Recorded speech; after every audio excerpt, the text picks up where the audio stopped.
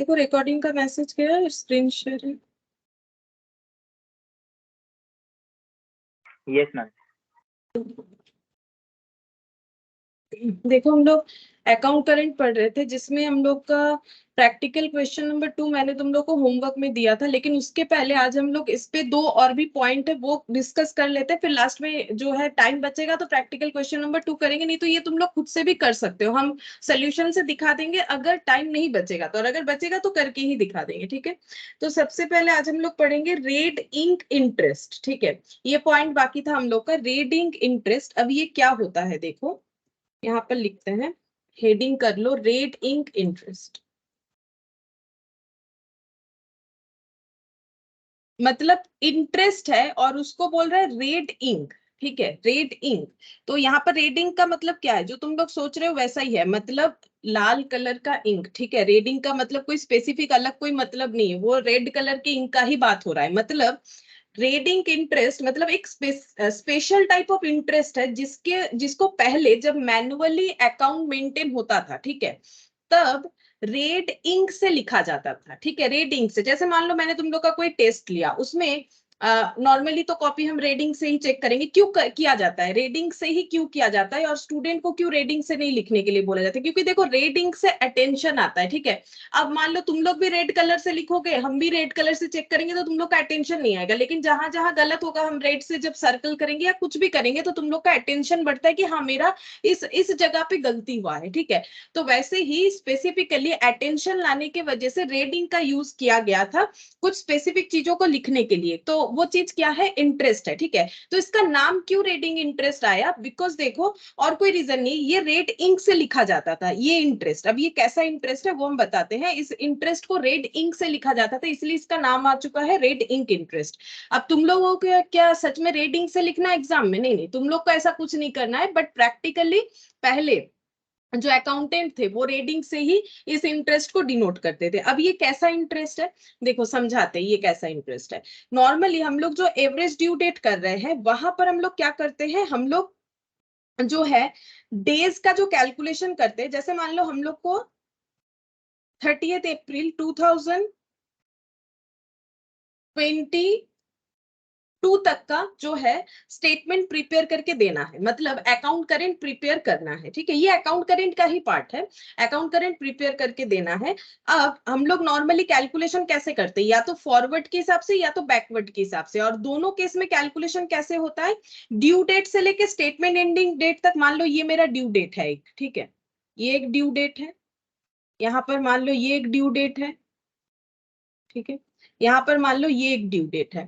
तो due date से लेके नॉर्मली अगर हम लोग फॉरवर्ड प्रोसेस देखते हैं तो हम लोग क्या करते हैं, ड्यू डेट से लेके स्टेटमेंट एंडिंग डेट तक करते हैं, और अगर बैकवर्ड होता है स्टेटमेंट एंडिंग डेट से लेके ड्यू डेट तक करते हैं। ठीक है, बैकवर्ड में कैलकुलेशन करते हैं, बट कैलकुलेशन जो है वो लाई करता है ऐसे, देखो ये ऐसे लाई करता है। ठीक है, चाहे फॉरवर्ड में कर लो चाहे बैकवर्ड में कर लो, due date to statement ending और statement ending to due date, कोई भी एक तरीके से हम लोग करते हैं।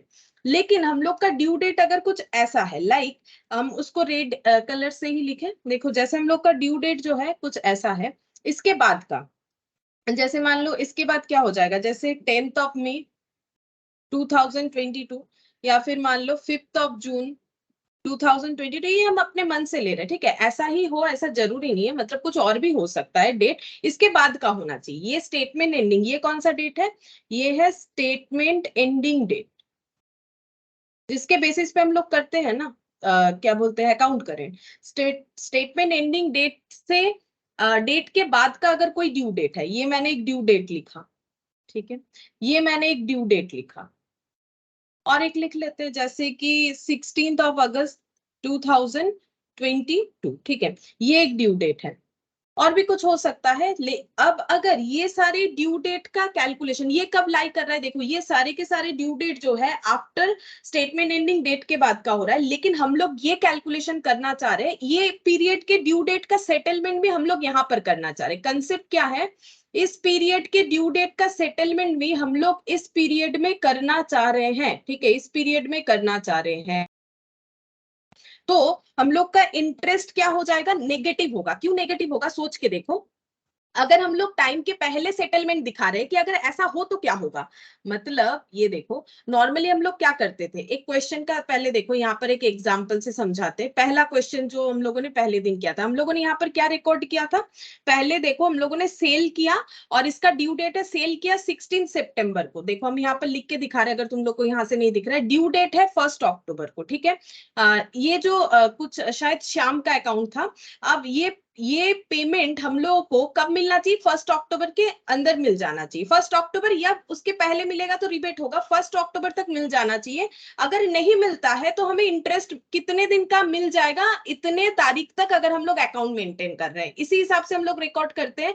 तो हम लोगों ने दिखाया कि इतना इंटरेस्ट रिसीवेबल है, ठीक है। ये रिसीव्ड नहीं होता है, क्यों रिसीव्ड होगा, क्योंकि ये तो हम रिकॉर्ड कर रहे हैं कि 1 अक्टूबर के अंदर मुझे पेमेंट मिलना चाहिए, अगर नहीं मिला तो इतने तारीख तक का, अगर 1 फेब तक भी नहीं मिलता है तो इतना इंटरेस्ट होगा। लेकिन हम लोगों ने 1 अक्टूबर को एक कैश रिसिप्ट किया था, कितना, 90 रुपीज का, तो उतना इंटरेस्ट रिवर्स हो गया, ठीक है। इसका कंसेप्ट यही होता है कि उतना इंटरेस्ट रिवर्स हो गया। हम लोगों ने पहले रिकॉर्ड किया कि बेच दिया 16 सितंबर को, ड्यू डेट लगाया 1 अक्टूबर को, और उसके साथ साथ अकाउंट करेंट में क्या किया, सिर्फ सेल परचेज ही नहीं किया, इंटरेस्ट कॉलम बना के क्या रिकॉर्ड किया कि अगर 1 फेब तक पैसा नहीं मिलता इतना इंटरेस्ट जो है मिल सकता है। लेकिन 1 अक्टूबर में पैसा मिला, लेकिन 200 की जगह 90 रुपीज मिला, तो 90 रुपीज से जो इंटरेस्ट यहाँ पर, तो पूरे 200 का इंटरेस्ट जो है हम लोगों ने रिकॉर्ड किया था। और यहाँ अगर 90 रुपीज हमें मिल गया है तो 90 रुपीज पे जितना इंटरेस्ट होगा, ये तो 90 रुपीज पे ही कैलकुलेट है, उतना हम लोग रिवर्स कर देते हैं। ये कंसेप्ट से होता है, ठीक है। ये मतलब बिल्कुल प्रैक्टिकल कंसेप्ट है।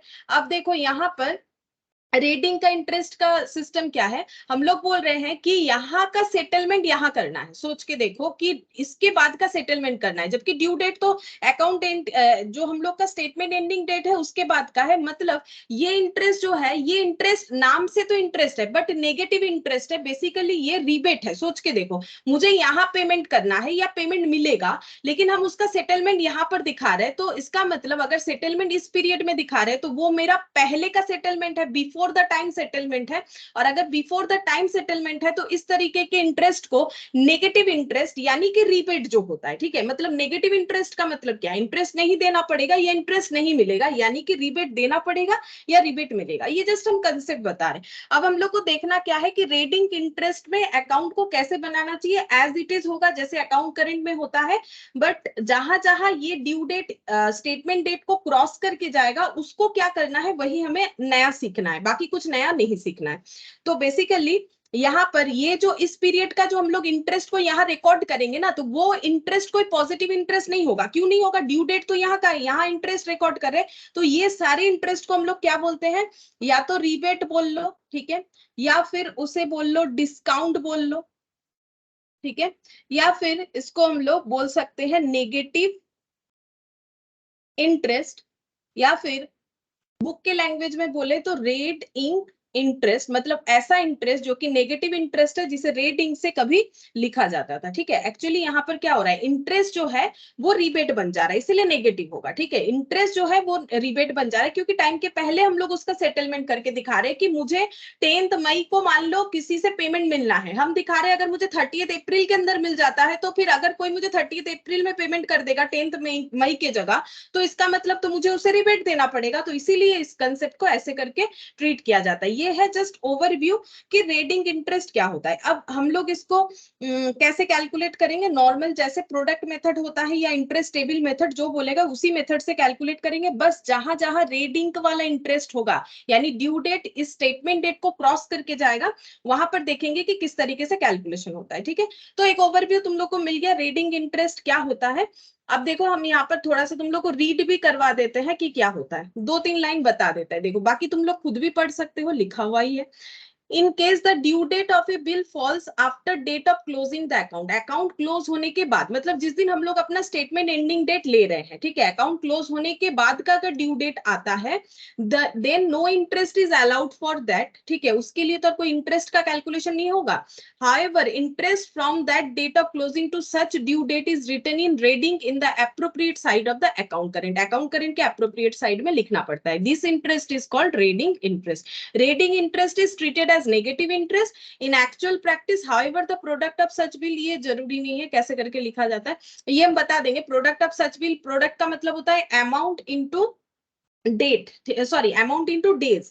तो ये जो भी प्रोडक्ट निकल के आएगा वो ऑर्डिनरी इंक से लिखा जाता है, हम बता देंगे। It means interest from future due date from the date of account current that is present date. जरूरी नहीं इतना सारे चीजों को पढ़ना, मैंने समझा दिया तुम लोग को रेडिंग क्या होता है। अब इसके बाद बता दिया है कि कैसे करके इसका प्रोसेस है, कैसे करके इसे लिखा जाता है।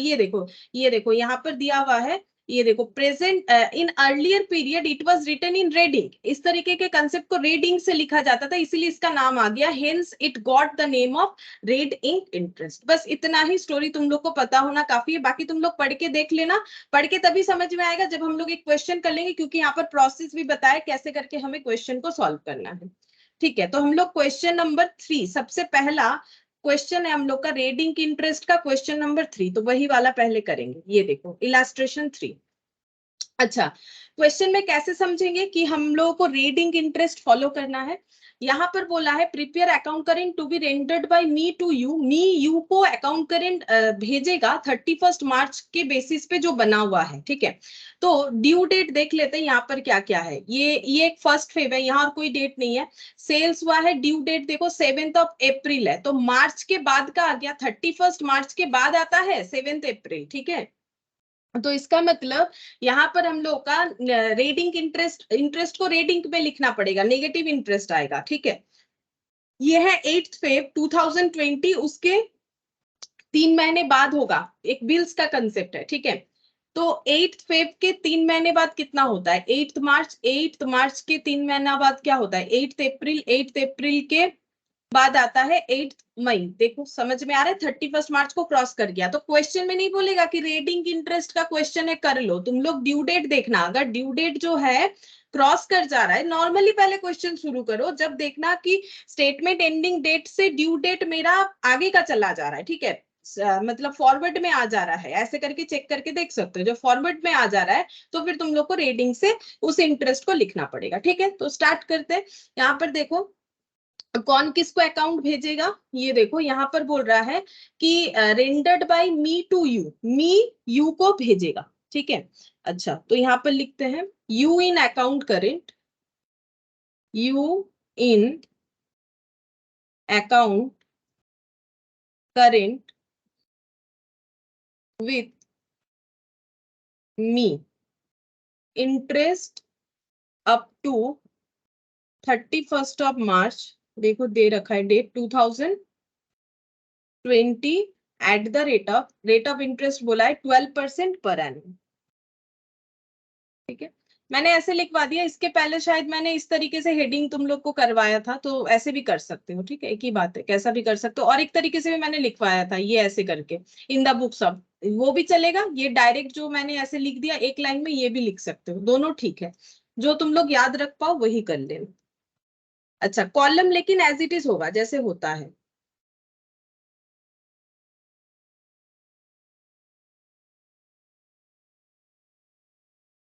डेट, अच्छा ये हम लोग कर रहे हैं question illustration 3। Date, particulars, due date, amount, days, product. हम लोग प्रोडक्ट मेथड यूज करेंगे, मैंने बता भी दिया था क्यों, क्योंकि इससे कैलकुलेशन हम लोग का जल्दी होता है। तुम लोग इंटरेस्ट टेबल भी कर सकते हो, बट वो तो टाइम टेकिंग होगा ना, तो क्यों करोगे। ठीक है, particulars, due date, amount, days, product, बाकी सारी चीज सेम रहेंगे। देखो अब पहला ट्रांजैक्शन बोला है amount payable by you to me, तो यू को मी को पे करना पड़ेगा। हम लोग किसका अकाउंट्स बना रहे हैं, you in account current with मी। ठीक है, यू का अकाउंट करेंट बन रहा है विथ मी, मतलब यहाँ पर देखो rendered by me, me you को भेज रहा है, मतलब मी के बुक्स में यू का अकाउंट बन रहा है। ठीक है, ये ऐसे करके लिख लो, समझने में आसानी रहेगा। मी के बुक्स में, इन द बुक्स ऑफ मी। ठीक है, इन द बुक्स ऑफ, ये नीचे लिखना चाहिए, फिर भी हम समझने के लिए लिखते थे, in the books of me, me के बुक्स में यू का अकाउंट बन रहा है, ठीक है। अब यहाँ पर बोल रहा है amount payable by you to me, you को मी को पे करना पड़ेगा, मतलब मी के लिए रिसीवेबल है तो एसेट है, देखो यू मी को पे करेगा तो मी के लिए एसेट है, तो मी का अकाउंट हम लोग बना रहे हैं, तो ये अमाउंट टू बैलेंस बीडी बोल के आ जाएगा 1 Feb 2020 का। तो यहाँ पर लिखते हैं 1 Feb 2020 to balance BD, amount हो जाएगा 5000, ठीक है, अमाउंट 5000। पहले तो हम लोग सारा एंट्री कर लेंगे, उसके बाद ही बाकी कैलकुलेशन करेंगे। Sales made by me to you, sales करने से क्या होता है, डेटर टू सेल, तो डेटर कौन है, यू, यू टू सेल्स हो जाएगा, तो यहाँ पर हो जाएगा टू सेल्स, 5th Feb को, 5th Feb 2020 को हो जाएगा टू सेल्स 8250। अच्छा, इसके बाद received acceptance of you, you ने एक्सेप्टेंस लिया है, मतलब यू ने बीपी एक्सेप्ट किया है बाय मी, मी ने उसके ऊपर बिल्स ड्रॉ किया था, तो मी क्या एंट्री करेगा, हम लोग मी का बुक्स बना रहे हैं, bills receivable account debit to you, तो क्या हो जाएगा, बाय बिल्स रिसीवेबल, यहाँ पर लिखेंगे बाय बिल्स रिसीवेबल, मैंने बीआर लिख दिया, जगह नहीं होता है इतना ज्यादा लिखने का इसीलिए। तो 5th Feb, ये देखो 5th Feb 2020 by bills receivable, amount हो जाएगा हम लोग का 10,000, जितना दिया हुआ है उतना ही लिख देंगे। You sold goods to me, you ने मी को गुड्स बेचा है, you sold goods to me, तो इसका एंट्री क्या हो जाएगा, मी ने परचेस किया है, परचेस टू यू, तो बाई परचेस हो जाएगा, ठीक है। कितने तारीख को, 10 तारीख का ट्रांजैक्शन, बाई परचेस 11,000, देख लो 11,000। Me receipt cheque from you, you से चेक मिला है तो बैंक टू यू, तो बाई बैंक हो जाएगा 12th को, बाई बैंक 7,500 रुपीज का चेक रिसीव हुआ है। अच्छा, इसके बाद cash paid by me to you, me ने यू को कैश पे किया है, मतलब मी क्या एंट्री करेगा, हम लोग तो मी का बुक्स बना रहे हैं, तो यू टू कैश, तो टू कैश हो जाएगा, यहाँ पर टू कैश हो जाएगा। 16th Feb का बात है ये, 16th Feb, यहाँ पर 2,500, 2,500। अच्छा, इसके बाद bills receivable accepted by me, me ने बिल्स रिसीवेबल एक्सेप्ट किया था from you on account sales, due date 24 March 2020 5,000, ठीक है। तो बिल्स रिसीवेबल एक्सेप्ट करने का मतलब हो जाएगा, यहाँ पर देखो बिल्स रिसीवेबल एक्सेप्ट करने का मतलब क्या होता है, बिल्स रिसीवेबल ड्रॉ किया जाता है, लेकिन लैंग्वेज दिया, एक्चुअली लैंग्वेज होना चाहिए बीपी एक्सेप्ट, लेकिन एक्सेप्ट का मतलब है कि बिल्स रिसीवेबल जो उसने भेजा होगा उसको साइन करके एक्सेप्टेंस देना कि हाँ हम एक्सेप्ट करते हैं, यहाँ जो लिखा हुआ है हम टाइम पे कर देंगे। यानी मी के पास आया क्या, बेसिकली मी ने एक्सेप्ट किया, मतलब उसके पास बिल्स पेबल आया होगा, और बिल्स रिसीवेबल एक्सेप्ट ये लैंग्वेज इसीलिए दिया हुआ है, बिल्स तुम लोग पढ़ चुके हो सब कोई, तो बिल्स रिसीवेबल एक्सेप्टेड का मतलब होता है कि हम लोगों ने साइन करके एक्सेप्ट किया कि हाँ मुझे ये पैसा पे करना पड़ेगा, बट मेरे पास बिल्स रिसीवेबल नहीं आएगा, बिल्स पेबल ही आएगा, तो एंट्री क्या होगा, बीपी एक्सेप्ट हो रहा है तो टू बीपी मी के अकाउंट में, तो वाई यू टू बीपी, ठीक है, तो यू टू बीपी, तो टू बीपी हो जाएगा। डेट है 24th Feb 2020, 5,000, 24th Feb का था। अच्छा, फिर last entry cash paid to you to me, cash pay किया है यू ने, तो मी के पास पैसा आया है कैश टू यू, तो बाई कैश हो जाएगा 28 Feb को 2,500, बाई कैश हो जाएगा 2,500, ठीक है, 2,500। अब हम लोग को क्या करना है, अब हम लोग को ड्यू डेट्स लिखते जाना है, जैसे इसका कुछ ड्यू डेट्स नहीं है, जिसका ड्यू डेट नहीं है उसका ट्रांजैक्शन डेट ही ड्यू डेट हो जाएगा, तो ये हो गया 1st Feb भी रहेगा। अच्छा, ऐसे भी लिख सकते हैं Feb 1। अच्छा, इसके बाद इनवॉइस डेट है 7 अप्रैल, ठीक है, 5th नंबर वाला, तो ये हो जाएगा April 7। अच्छा, इसके बाद रिसिप्ट एक्सेप्टेंस 3 मंथ्स, तो ये 3 मंथ्स मतलब ये है 8th Feb, फेब 8 तारीख में 3 दिन पहले ग्रेस ऐड कर लेते हैं तो 11th हो जाएगा, ठीक है।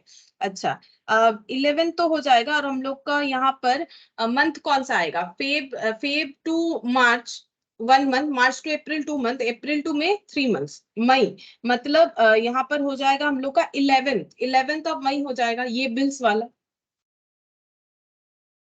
नहीं एक सेकंड, ये वाला क्या, एक मिनट देखते कौन सा वाला है ये, 5 तारीख वाला, नहीं ये वाला 8 तारीख वाला, 8 तारीख वाला, 8, 8 मैंने लिखा ही नहीं। ये 8 है, अच्छा ये 8 होना चाहिए।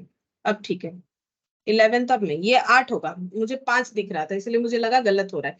ठीक है, ये 8 तारीख का यहाँ पर डेट क्या आ जाएगा, 8 फेब से लेके 8 मार्च, 8 मार्च से लेके 8 अप्रैल, 8 अप्रैल से लेके 8 मई, और 3 दिन का ग्रेस, तो 11th हो गया, 11 मई, इसका हम लोगों ने ड्यू डेट लिख लिया। नेक्स्ट देखो यहाँ पर 10th वाला, you sold goods to invoice 10th March, 10 तारीख का 10 मार्च ही रहेगा बोल रहा है, तो ये वाला है। 10 फेब का 10 मार्च होगा ये बोल रहा है, ठीक है। 10th फेब का 10th मार्च होगा। मी रिसिप्ट चेक जो है 12th अप्रैल, 12th फेब का 12th अप्रैल, ये वाला 12th अप्रैल हो जाएगा। अच्छा इसके बाद कैश पेड इसका कुछ दिया नहीं है, तो 16th फेब वाला 16th फेब ही रहेगा। अच्छा फेब 16, अच्छा मैंने ना यहाँ पर लैंग्वेज के जगह ये लिख दिया, एक ही जैसा लिखना चाहिए, मार्च 10, अप्रैल 12, मार्च 10, अप्रैल 12, ठीक है। एक ही जैसा लिखना चाहिए, को कैसे भी लिखो एक ही जैसा, इसीलिए मैंने हटाया, वो लिखना कोई गलत नहीं है, वैसे भी लिख सकते हैं हम लोग।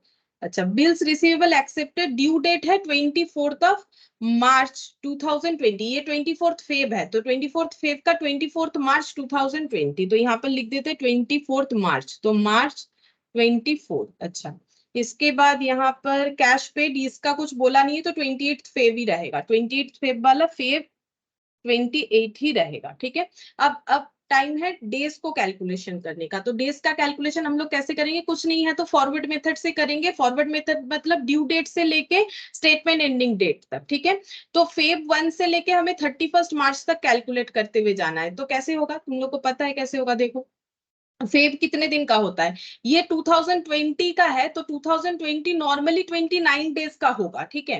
अब देखते हैं यहाँ पर क्वेश्चन कैसे सॉल्व किया, अगर 29 डेज का होगा, 29 - 1 28 डेज, लेकिन ये हम लोग का ओपनिंग डेट है, मैंने बोला था ओपनिंग डेट में वो डे इंक्लूड करना पड़ता है, एक्सक्लूड नहीं करना पड़ता है, यानी फेब का पूरा 29 ही लेंगे। ऐसा रीजन इसीलिए होता है क्योंकि ऑलरेडी एक दिन पहले का क्लोजिंग, ये एक्चुअली जैन के मंथ का क्लोजिंग का है, ये हम लोग मतलब फॉरवर्ड कर रहे हैं इसे, ठीक है, बैलेंस निकाल रहे हैं, इसी वजह से एक दिन यहाँ इसको हमें इंक्लूड, ये कोई ट्रांजैक्शन डेट नहीं था, ठीक है, ये ड्यू डेट जो है ये हम लोगों का पहले से ही जो है इसका बैलेंस आया हुआ है, इसीलिए बोला जाता है, मैंने नोट भी लिखवाया था, ओपनिंग डेट अगर कुछ रहेगा तो उसको इंक्लूड कर लेना है, 29th ऑफ फेब और 31st ऑफ मार्च, तो इसका आंसर आ रहा है 60। हम एक बार देख लेते हैं इन्होंने कैसा कर रखा है, इन्होंने 59 ही कर रखा है, इसका मतलब इन्होंने अप्रैल को 29 जो है नहीं माना है, ठीक है। अब एग्जाम में क्या करना है, देखो एग्जाम में तुम लोग चाहो तो नोट दे देना, अगर 29th मानोगे तो, क्योंकि लीप ईयर है, क्योंकि 2020 लीप ईयर है, अगर लीप ईयर है तो हम लोग 29 मान के जो है कर सकते हैं, ठीक है। तो यहाँ पर अगर हम लोग 28 मान के करते हैं तो उसका भी नोट दे देंगे कि हम लोग मान रहे हैं कि 1 ईयर इक्वल टू 365 डेज, अगर हम इसके हिसाब से कर लेते हैं ताकि आंसर मैच करने में आसानी रहे, बाकी तुम लोग नोट दे के कर सकते हो। तो यहाँ पर हम 365 डेज ही ले रहे हैं, तो ये 59 डेज हो जाएगा, ठीक है। अच्छा इसके बाद 59 इंटू 5000 एक ही बार में कर भी लेते हैं, 59 इंटू 5000, तो यहाँ पर आंसर आ जाएगा 2,95,000, इसको भी मैंने एक ही बार में मल्टीप्लाई भी कर लिया। अच्छा अब नेक्स्ट देखो कौन सा आ रहा है, 1st फेब के बाद यहाँ पर 5th फेब का, 5th फेब में देखो ड्यू डेट है अप्रैल 7, इसको क्रॉस कर जा रहा है स्टेटमेंट एंडिंग डेट को, तो इसका यहाँ पर कोई कैलकुलेशन हम लोग नहीं करेंगे, इसको रेटिंग के साथ बाद में लिखेंगे, हम दिखाते हैं कैसे लिखा जाएगा, इसको यहाँ पर इग्नोर कर दो, यहाँ पर ऐसे डैश डैश लिख दो, ठीक है। अच्छा इसके बाद 8th फेब का, इसका देखो मई 11 का आ रहा है, तो इसका भी यहाँ हमें नहीं लिखना है क्योंकि 31 मार्च को क्रॉस करके जा रहा है, ठीक है। अच्छा उसके बाद कौन सा डेट आ रहा है, 8 के बाद ये 10 10 देख लेते, 10 वाला देखो मार्च 10 है, तो ये ठीक है, ये काउंट हो जाएगा क्योंकि यहाँ 31 मार्च तक है। तो कितना दिन हो जाएगा, मार्च 31 डेज का होता है, 31 माइनस 10 कर लो, 21 डेज, तो 21 इंटू 11,000, 2,31,000, ठीक है, 2,31,000। अच्छा, अब 10th फेब के बाद यहाँ पर 12th फेब, इसका देखो अप्रैल का 12 है, तो ये जो है हम लोग का इस डेट को क्रॉस कर जा रहा है, मतलब ये अप्रैल 12 इसके आगे का चला गया, तो इसको भी हम लोग रेडिंग से लिखेंगे, यहाँ कुछ नहीं करेंगे। इसके बाद 12th फेब के बाद ये ट्रांजेक्शन हुआ होगा 16th फेब, इसका फेब 16 है, इसका कैलकुलेशन कर सकते हैं। तो फेब का हम लोगों ने 28 मान के कर रखा है, तो 28 माइनस 16, फेब मार्च का 31, यानी कि 43 डेज, ठीक है, 43 इंटू 2500, तो यहाँ पर आंसर आ जाएगा 1,07,500, 1,07,500। अच्छा, बीपी का बोल रहा है मार्च 24, ये हो जाएगा मार्च 24, और ये है 2000, ये है 31 मार्च, तो 31 माइनस 24, तो ये हो गया 7 डेज, 7 इंटू 5,000, 35,000 होगा, ठीक है। हम लोगों ने जैसा अकाउंट करंट करना चाहिए वैसे ही किया, सिर्फ हम लोग वो पॉइंट को नहीं लिखे। अच्छा, ये वाला बाकी रह गया, 28th फेब, इसका कितना हो जाएगा, 28 फेब मतलब 28 फेब मतलब फेब का 28 डेज, तो 28 माइनस 28, ये तो 0 हो गया, और 31 मार्च मतलब 31 डेज, 31 इंटू 2,500, तो ये हो गया 77,500, ठीक है। तो जैसे अकाउंट करंट होता है देखो एग्जैक्टली वैसे ही हम लोगों ने कर लिया, बस वो सारे डेज को हम लोगों ने काउंट नहीं किया जो हम लोगों का इस डेट को क्रॉस करके जा रहा है, उसको हमें कैसे लिखना पड़ेगा, रेड इंक से लिखेंगे, हम रेड इंक से लिख के दिखा रहे हैं। तुम लोग को जरूरी नहीं है, अभी चाहो तो लिख सकते हो, अगर सामने रेड इंक है तो तुम लोग के पास। एग्जाम में ऐसा कुछ नहीं करना है, एग्जाम में तुम लोग को ब्लू और ब्लैक पेन से ही लिखना होता है, ठीक है, रेड इंक वगैरह यूज नहीं करना है। अच्छा, अब लिखेंगे कैसे, हम लोग इस डेट पे जो है इसका सेटलमेंट करेंगे, ठीक है, जो स्टेटमेंट एंडिंग डेट है, और सेटलमेंट कैसे होगा, क्योंकि ये रिवर्स इंटरेस्ट है, मतलब बेसिकली नेगेटिव इंटरेस्ट है, तो हमें ऑपोजिट साइड में लिखना पड़ेगा। जैसे स्टार्ट हो रहा है ये वाले ट्रांजैक्शन से, देखो ये 5 तारीख वाला पहले आया, फिर ये आया, फिर ये वाला, तो हम पहले 5 तारीख वाला लिखते हैं, ठीक है। तो 5 तारीख वाला सेटलमेंट कर रहे हैं, इसको कब लिखेंगे, 31 मार्च को, 31 मार्च 2020। लिखना क्या है, by red ink, by red ink product, ऐसे लिखेंगे, by red ink product as per contra, ठीक है।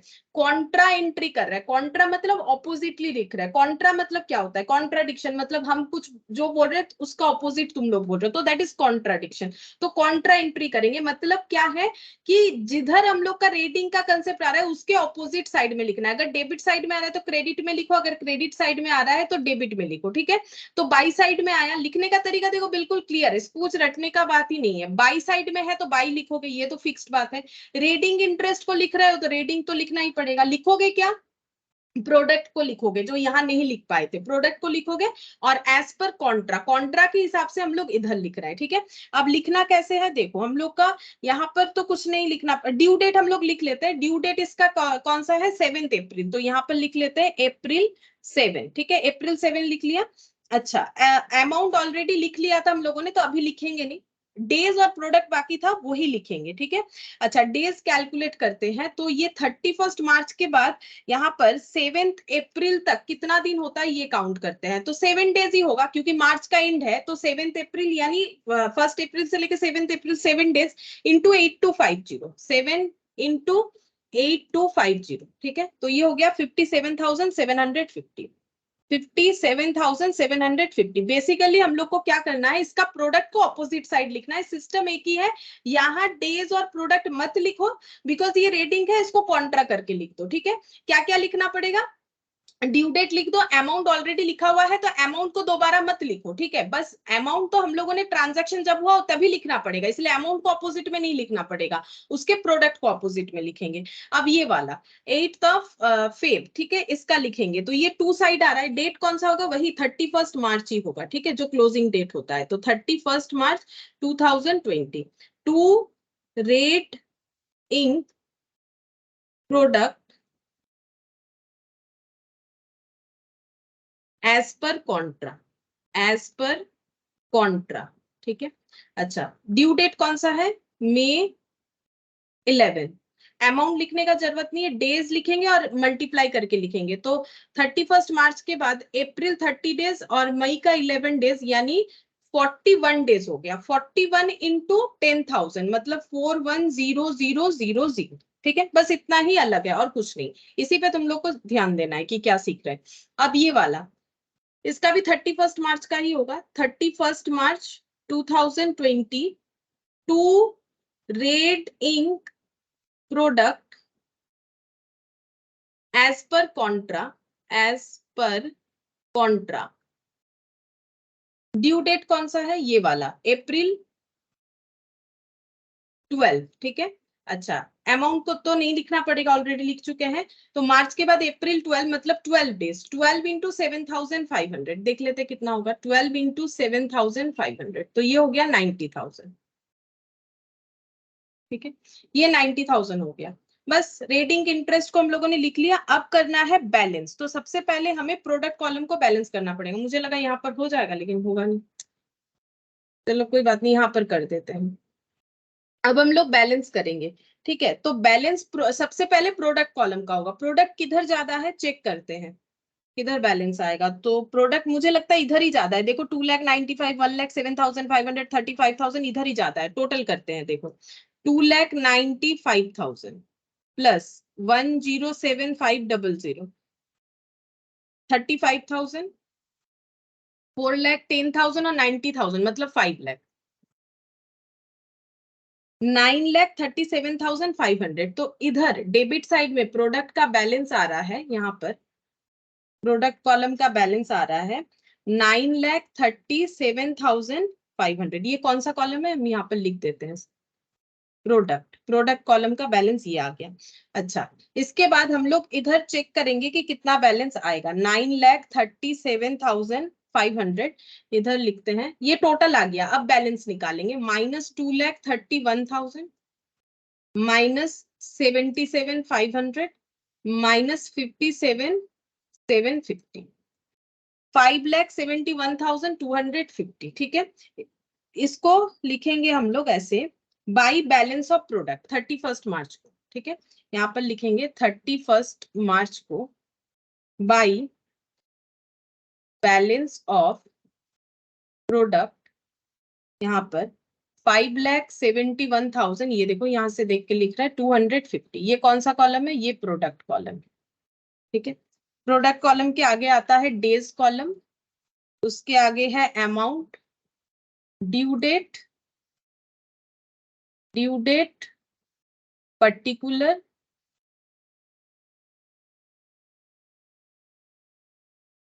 डेट। तो यहाँ पर date, particular, due date, amount और डेज बन गया, ठीक है। अच्छा, सबसे पहले हम लोगों ने प्रोडक्ट कॉलम को बैलेंस कर लिया। अब प्रोडक्ट का बैलेंस हम लोग को इधर मिला है, तो इसका मतलब ये हम लोग का रिसीवेबल अमाउंट है, ठीक है। मतलब मी के लिए रिसीवेबल अमाउंट है, क्योंकि डेबिट बैलेंस आया है तो इंटरेस्ट मिलेगा। तो इंटरेस्ट को हम लोग कौन से साइड में लिखेंगे, टू साइड में लिखेंगे। 31 मार्च ऐसे करके, 31 मार्च 2022 इंटरेस्ट करेंगे। प्रोडक्ट जो मेथड होता है उसमें जैसे होता है, तो प्रोडक्ट है 5,71,250 इंटू 1/365, क्योंकि प्रोडक्ट का मतलब होता है पर डे का इंटरेस्ट और इंटरेस्ट रेट है 12%। तो इंटू 12% करके चेक करते हैं कितना इंटरेस्ट का अमाउंट आता है, जो कि अमाउंट कॉलम में जाना चाहिए, ठीक है। 12% इंटू डिवाइडेड बाई 365, तो ये हो जा रहा है हम लोग का 187.8 आ रहा है, ठीक है। तो हम इसको राउंड करके 188 भी ले सकते हैं। देखते हैं इन्होंने कितना लिया है। इन्होंने 187.3 कर रखा है, ठीक है। चलो हम लोग का 187 पॉइंट, हम 187 ही ले लेते हैं, या 188 भी ले सकते हैं। तो मैंने यहाँ पर ले लिया अमाउंट कॉलम में 188, यहाँ और यहाँ तो कुछ नहीं आएगा, ठीक है। 188 हो गया। अब हम लोग को अमाउंट कॉलम को बैलेंस करना है, ठीक है। अमाउंट कॉलम का बैलेंस करेंगे। यहाँ कुछ नहीं आएगा, यहाँ कुछ नहीं आएगा। अमाउंट कॉलम का टोटल करते हैं, देखते कितना होगा। इधर ही ज्यादा होगा शायद, देख लेते हैं कितना आता है। 10,000 और 10,000, 20, 21, 21 और 21,000 और 7,500 और 2,500, तो ये हो गया 31,000। ठीक है, ये 31,000 हो गया। और इधर आ जाएगा -5,000, -8 और 2, 10,750, 15,750, ये 5,000 भी लिख लेते हैं। और माइनस हो जाएगा 188, 8370, मैच नहीं, 31,000 है। अच्छा, यहाँ पर फिर से देखते हैं, शायद कुछ गलत कैलकुलेशन कर दिए। 5,000 और 5,000, 10,000, 10,000 और ये हो गया 8 और 2, 10, 20,250, 20,250 प्लस 188 माइनस 31,000, हाँ 10,562 आ रहा है, 10,562 आ रहा है। चेक करते हैं मैच हुआ कि नहीं। 10,1062, ऐसा क्यों होगा? 5,008, 5280, मेरा क्या गलत हो जा रहा है कुछ? फिर से चेक करते हैं। मैच तो होना चाहिए, मैंने सिर्फ 188 किया, यही तो फर्क है। 5,000 plus 8250 plus 2,500 plus 5,000 plus 188 minus 31,000। हाँ अब ठीक है, पता नहीं 3 बार क्यों गलत आ गई। 10,062 देखते हैं, 10,062.7, मैंने तो पॉइंट इग्नोर कर दिया है, तो ये 31,000 आ गया। इसको हम लोग क्या बोल के लिखेंगे? To balance CD। ठीक है, 31 मार्च को हम लोग लिखेंगे टू बैलेंस CD बोल के, टू बैलेंस CD। ठीक है, टू बैलेंस CD, ये मैंने पीछे किया तो इसलिए थोड़ा सा ये स्ट्रक्चर इधर उधर हो गया होगा। बाकी आई होप की समझ में आया तुम लोग को करना क्या है यहाँ पर। पूरा जो है अकाउंट करेंट के तरह ही है, बस एक्स्ट्रा क्या करना है तुम लोग को, जो भी स्टेटमेंट एंडिंग डेट के बाद का होगा उसका हम लोग को अलग से डेज और प्रोडक्ट का कैलकुलेशन करना पड़ेगा, रिवर्सली लिखना पड़ेगा, क्योंकि वो नेगेटिव है। तो यहाँ इंटरेस्ट लिखेंगे तो इंटरेस्ट, ये तो इंटरेस्ट होगा नहीं। यहाँ पर इसका ड्यू डेट अगर हम लोग को इस डेट को क्रॉस करके जा रहा है तो वो रिबेट होगा, तो अपोजिट साइड में लिखना पड़ेगा इसी कंसेप्ट के साथ। ठीक है, तो ऐसे करके हम लोग को करना पड़ेगा। तो इलास्ट्रेशन 3 तो हो गया। इसके बाद जो है इलास्ट्रेशन, बाकी तो सब हम लोग का हो गया, रेड इंक वाला ही बाकी है। मुझे लगता है इलास्ट्रेशन 7 है रेड इंक वाला, ये रहा। रेडिंग इंटरेस्ट के बारे में बताया, फिर ये इलास्ट्रेशन 7 हम लोग का रेडिंग इंटरेस्ट के बारे में है। अच्छा देखो, इसमें क्या बोला है, following transaction took place between X and Y during the month of April, or you are required to make out an account current by product method to be rendered by X to Y as on 30th April 2020, taking interest into account 10% per annum। यहाँ clearly बता दिया है, assumption लेना है 1 year equal to 365 days. चलो ये बता देने से बेटर होता है, ठीक है, बता दिया है 1 year इक्वल टू 365 डेज। अब हम लोग इसमें स्टार्ट करते हैं करना। अब कैसे पता चलेगा? रेटिंग इंटरेस्ट वाला ही क्वेश्चन है। अभी इसको जब अकाउंट करेंट की तरह तो लिखना ही है, लिखेंगे जब इसका देखेंगे ट्रांजैक्शन डेट और ड्यू डेट का फर्क, तो पता चल जाएगा रेटिंग इंटरेस्ट की तरह करना है। तो यहाँ पर लिखते हैं Y account current with X, interest 10% per annum, ये देखो interest 10% per annum up to 30th April 2020, up to 30th April 2020।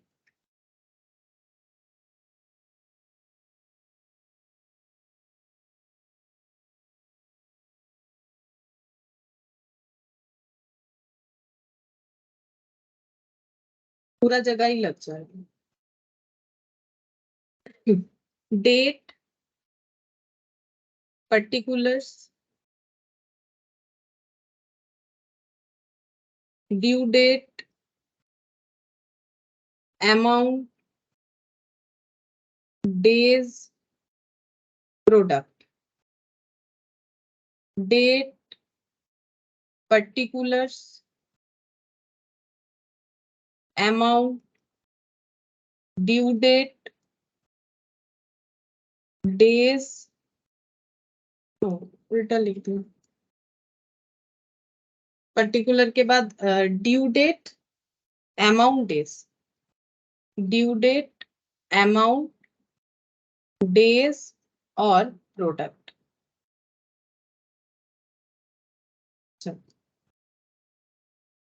पहला ट्रांजैक्शन देखते हैं, अमाउंट पेबल बाय Y2X। अच्छा, कौन किसको भेज रहा है? बोल रहा है कि rendered bye X to Y, मतलब X Y को अकाउंट करेंट भेज रहा है, मतलब जो है Y का अकाउंट बन रहा है X के बुक में, तभी तो X अकाउंट बना के भेजेगा ना। तो पहले बोल रहा है अमाउंट पेबल है by X to Y, X को Y को पे करना पड़ेगा। हम लोग कौन है? हम लोग खुद को X मान सकते हैं या X के अकाउंटेंट, क्योंकि X जो है रेंडर करेगा अकाउंट को, तो अकाउंट कौन बना रहा है? हम लोग। तो हम लोग X है या फिर X के अकाउंटेंट है। अमाउंट हम लोग को पे करना है, अमाउंट पेबल बाई X को पे करना है Y को, तो X के लिए लाइबिलिटी है, तो 1 अप्रैल का लाइबिलिटी हो जाएगा। तो इसको हम लोग कैसे लिखेंगे? बाई बैलेंस BD, इधर लिखना पड़ेगा 1 अप्रैल का, ठीक है, 1 अप्रैल का। अच्छा, पूरा ये ट्रांजैक्शन 2020 का ही है, तो एक काम करते हैं यहाँ पर, अच्छा यहाँ जगह हो जाएगा 2020, तो यहाँ पर लिख दिया मैंने बाई बैलेंस BD, ठीक है।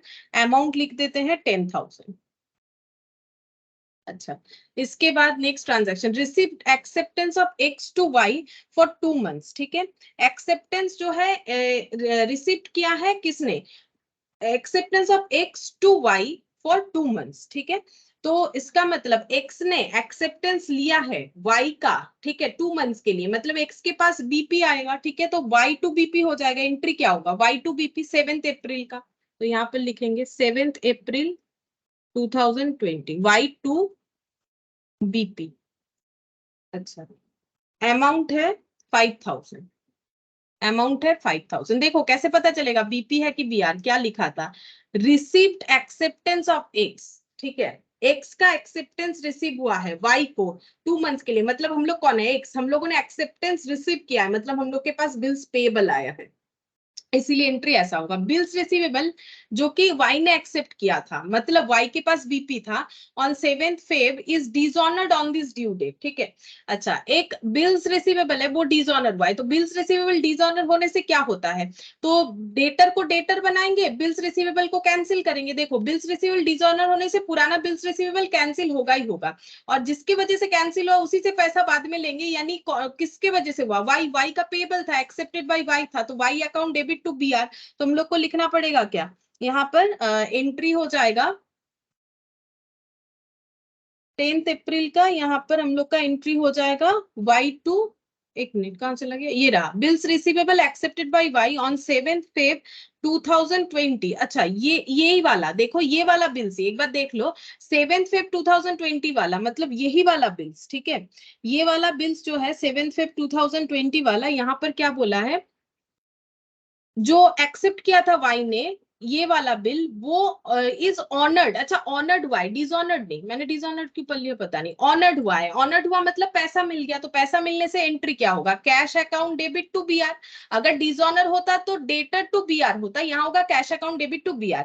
अब इसका देखो पोस्टिंग कहीं नहीं होगा, क्योंकि हम लोग जो लेजर बना रहे हैं वो किसका लेजर है? X के बुक्स में Y का लेजर है, तो हम लोग के पास ना तो कैश अकाउंट है ना तो बिल्स रिसीवेबल अकाउंट है। अगर अकाउंट होता तो हम लोग पोस्ट कर देते। तो ये कंफ्यूज करने के लिए दिया है, ये 10th का एंट्री कहीं पर भी नहीं होगा, क्योंकि इसका जर्नल एंट्री क्या हो रहा है? इसका पोस्टिंग नहीं हो पाएगा।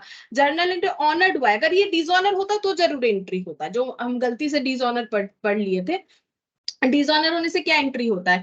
Y to BR होता, ठीक है, तब तो हम लोग टू BR बोल के लिखते, लेकिन ये पैसा मिल गया तो कैश टू BR, तो इसका एंट्री नहीं होगा, क्योंकि जर्नल एंट्री के हिसाब से इसका पोस्टिंग पॉसिबल है ही नहीं, क्योंकि हम लोग के पास वो अकाउंट अवेलेबल है नहीं जिसमें इसका पोस्टिंग होना चाहिए। फिर 10 तारीख का फिर से एक एंट्री, एक सोल्ड गुड्स टू Y, तो Y टू सेल्स हो जाएगा 10th अप्रैल को, Y टू सेल्स हो जाएगा, तो Y अकाउंट में 2 सेल्स लिखेंगे, 10th अप्रैल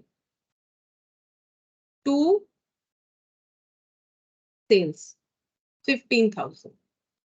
अच्छा, इसके बाद यहाँ पर देखो, एक सोल्ड गुड्स टू Y, यही वाला किया। अच्छा, एक रिसिप्ट चेक फ्रॉम Y, तो क्या हो जाएगा? बैंक टू Y, तो बाई बैंक हो जाएगा 12th अप्रैल को 7,500, बाई बैंक हो जाएगा 12th अप्रैल को 7,500 हो गया। अच्छा, इसके बाद यहाँ पर ये वाला y sold goods to x, तो परचेस हो जाएगा x की तरफ से परचेस टू y, तो बाई परचेस हो जाएगा 15 अप्रैल को 6000 का, बाई परचेस हो जाएगा 15 अप्रैल को, बाई परचेस हो जाएगा 15 अप्रैल को 6000 का, ठीक है। अच्छा, एक्स रिटर्न गुड्स, तो एक्स ने गुड्स रिटर्न किया है किसको, वाई को, तो फिर एक्स क्या एंट्री करेगा, एक्स बोलेगा मेरा क्या है, मतलब एक्स बोलेगा मैंने रिटर्न कर दिया वाई को, तो वाई अकाउंट को क्रेडिट किया था जब वाई से परचेस किया था, रिटर्न करेगा तो वाई अकाउंट को डेबिट कर देगा, ठीक है। तो एंट्री क्या हो जाएगा, purchase return, Y account debit to purchase return, तो यहाँ पर हो जाएगा टू परचेस रिटर्न 20 अप्रैल। देखो ये तो जर्नल एंट्री बेस्ड ही है ना, तुम लोग जर्नल एंट्री कर लेते हो तो फिर और कुछ नहीं, टू परचेस रिटर्न, छोटा छोटा करके लिखना पड़ेगा, टू परचेज रिटर्न,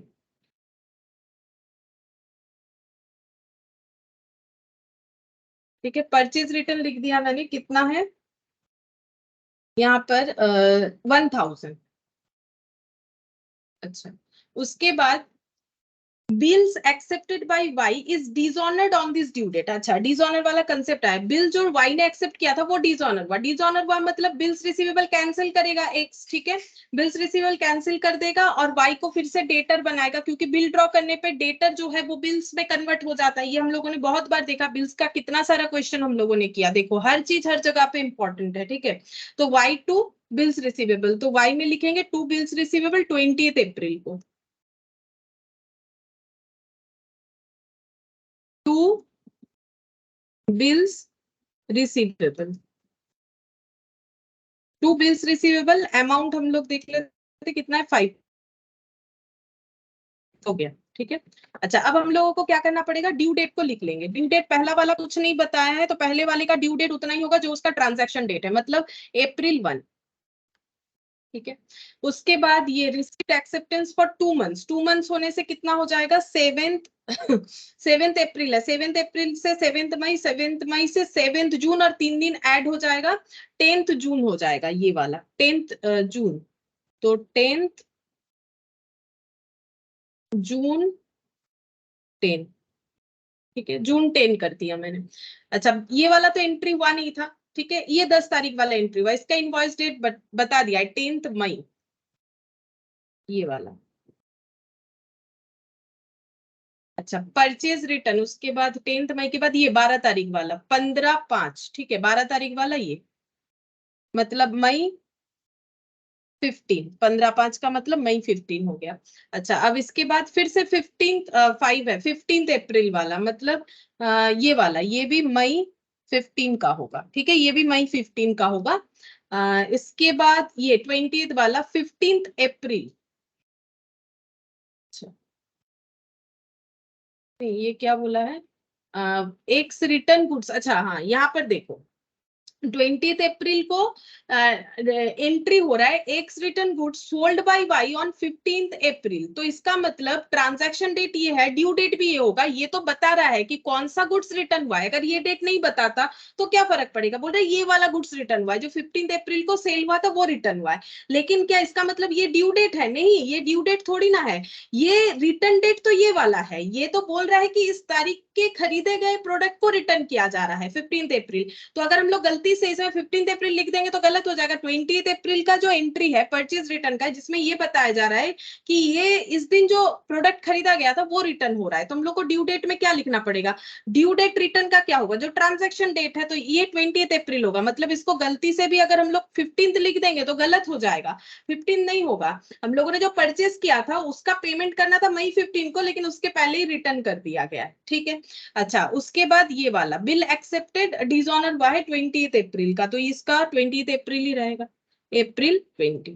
अच्छा, अब हम लोग जो है डेज काउंट करेंगे, तो कहां तक का है, 30th अप्रैल का है, तो कौन कौन सा कैलकुलेट हो सकता है वही वाला करेंगे। ये है जून, यहाँ से स्टार्ट करते हैं, यहाँ से हम लोग का ट्रांजैक्शन स्टार्ट हुआ था 1 अप्रैल, फिर 7 अप्रैल, ऐसे करके हम लोग चेक करके देख सकते हैं किसके बाद कौन सा करना चाहिए, देखो ना सभी अप्रैल का है, तो 1 तारीख 1 अप्रैल, तो 1 अप्रैल से लेकर 30th अप्रैल 30 डेज हो जाएगा, 30 इंटू 10,000 3 लाख हो जाएगा, ठीक है। फिर 1 तारीख के बाद कौन सा आएगा, फर्स्ट डे के बाद आ जाएगा यहाँ पर सेवेंथ का देख लेते हैं। तो सेवेंथ का जून 10 बोला है, तो यहाँ पर नहीं होगा, ये रेटिंग इंटरेस्ट का चला जाएगा। सेवेंथ के बाद 10th देख लेते हैं, 10th अप्रैल का मई 10 बोला है, तो ये भी हम लोग का अप्रैल क्रॉस करके जा रहा है, इसका भी नहीं होगा। उसके बाद यहाँ पर 12th देख लेते हैं, 12th का बोला है मई 15, तो इसका भी हम लोग का क्रॉस करके जा रहा है अप्रैल को, तो ये भी नहीं होगा, ये भी नहीं होगा। ये देखो, ये अप्रैल 20 है, ये हो जाएगा 30th अप्रैल, तो मतलब 10 डेज हो जाएगा। 20th अप्रैल से लेकर 30th अप्रैल तक डेज काउंट कर रहे हैं, तो 10 डेज हो जाएगा। 10 डेज इंटू यहाँ पर, ये अप्रैल था कि मई था, एक second, purchase return, purchase return हम लोग को यहाँ पर बिल्स रिसीवेबल वाला कर लेते हैं, ये हम लोग का अप्रैल 20 है, ठीक है, 20th अप्रैल है, ये हम लोग का 10 डेज हो जाएगा। यहाँ पर एक सेकेंड रुको, ये पहले लिख लेते हैं। इसमें कुछ गलत हो रहा है, इसमें देखते हैं क्या बोला है। 15, हाँ इसमें देखो, ये वाला मैंने बोला लेकिन थोड़ा सा गलत हो गया। ये देखो यहाँ पर बोला है एक्स ने गुड्स रिटर्न कर दिया है जो सेल हुआ था 15 अप्रैल को। अगर ये डेट नहीं भी बताता है तो हम लोग नॉर्मल जो एंट्री करेंगे वो क्या करते हैं, जो परचेज रिटर्न का एंट्री होता है, यानी Y2 परचेज रिटर्न, ये एंट्री होगा। इसका मैंने पोस्टिंग भी कर दिया है, टू परचेज रिटर्न बोल के वाई अकाउंट में, ठीक है। लेकिन यहाँ पर हम लोग को डेट भी बता दिया है, 15 अप्रैल वाला जो स्टॉक है वो रिटर्न हुआ है। तो 15 अप्रैल वाला अगर स्टॉक रिटर्न हुआ है, उसका इनवॉइस डेट जो है वो लिखना पड़ेगा, ठीक है। वो मैंने गलत बता दिया यहाँ पर। फिर मुझे डेट कौन सा लिखना पड़ेगा, ये ट्रांजैक्शन डेट ही नहीं होगा, इसका इनवॉइस डेट। अब ये देखो, अगर इसमें ये नहीं बताता, मैंने पूरा नहीं किया टॉपिक को, ये देखो यहाँ पर अगर हमें ये डेट नहीं बताया जाता कि कौन से डेट का प्रोडक्ट रिटर्न हो रहा है, तो हम लोग इसका इनवॉइस डेट नहीं लिख पाते, जो कि 15 मई है।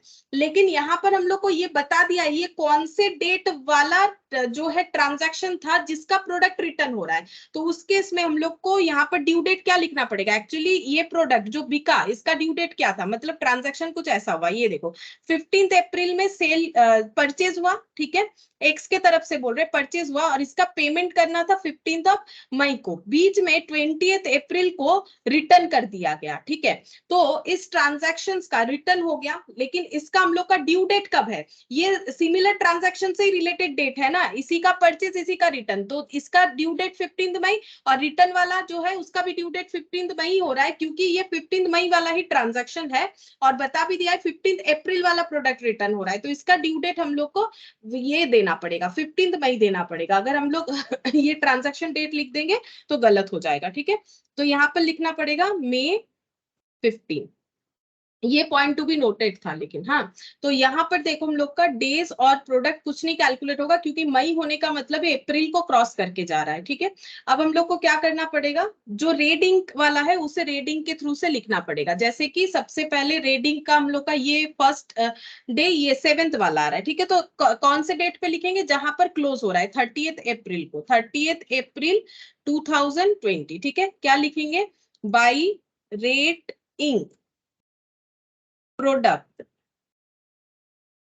एज पर कॉन्ट्रा, ऐसे लिखना पड़ेगा।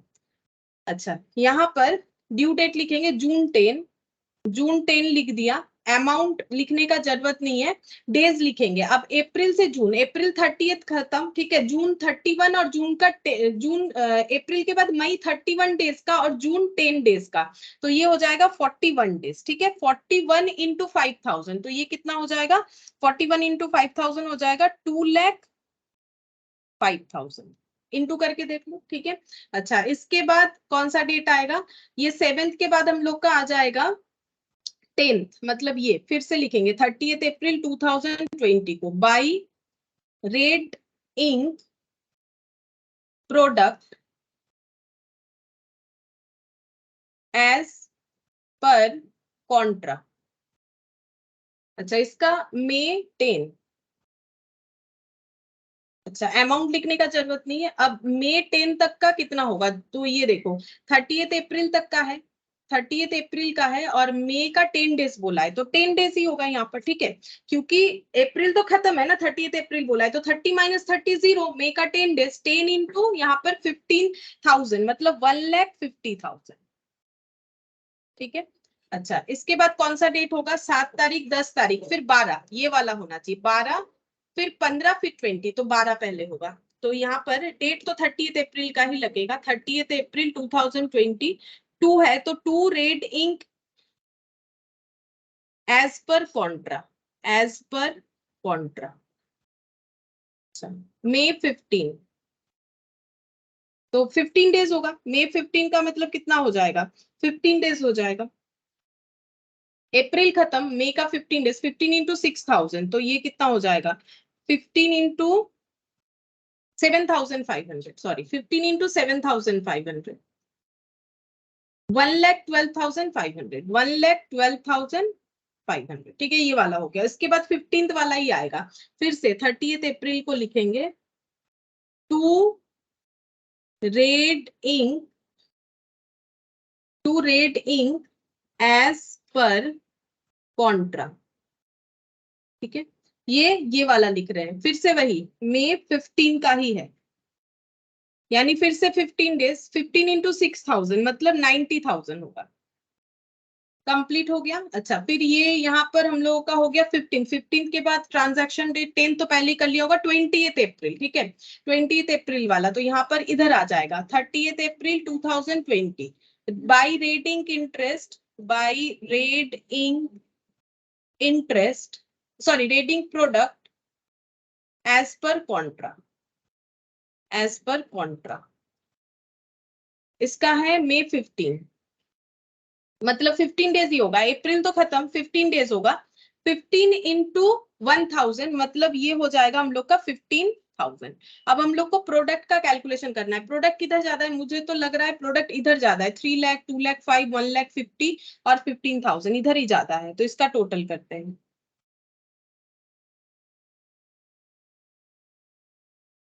देखते हैं कितना होता है, 3 lakh, 2 lakh 5,000, 2 lakh 5,000, 5 lakh 5,000, sorry 5 lakh 5,000 plus 1 lakh 50 plus 15, तो ये हो रहा है 6,70,000, इधर भी होना चाहिए 6,70,000, चेक करते हैं बैलेंस कितना आ रहा है, माइनस 50 माइनस 90, 1,12,500, 4,17,000, ये निकल के आ रहा है हम लोग का 4,17,500, ये इधर में आ रहा है, तो इधर लिखेंगे 30th अप्रैल को, 30th April, to to side में आया, to balance of product, product का बैलेंस आया 4,17,500, अभी बैलेंस क्या आया, क्रेडिट बैलेंस, मतलब पेबल अमाउंट है, ठीक है, एक्स के लिए पेबल अमाउंट है, तो इसका मतलब एक्स को इंटरेस्ट देना पड़ेगा वाई को, तो इंटरेस्ट इधर रिकॉर्ड होगा, ठीक है, 30th April 2020 by interest, interest कैसे चेक करेंगे कितना हो रहा है, product into rate into 1/365, rate कितना है 10%, 10% इंटू 1/365 इंटू 10% डिवाइडेड बाई 365, तो ये हो रहा है हम लोग का 114 आ रहा है, 114.38 आ रहा है, तो हम 114 ही लिखते हैं, ठीक है, अमाउंट कॉलम में, ये रहा अमाउंट कॉलम 114, 114 लिख दिया मैंने, 4,17,500 इंटू 10% इंटू 1/365, मैंने 114 लिया है, इसका टोटल करेंगे और अमाउंट में देखेंगे बैलेंस करके कितना आ रहा है। अच्छा, अमाउंट कॉलम का टोटल करते हैं, अमाउंट कॉलम यहाँ पर,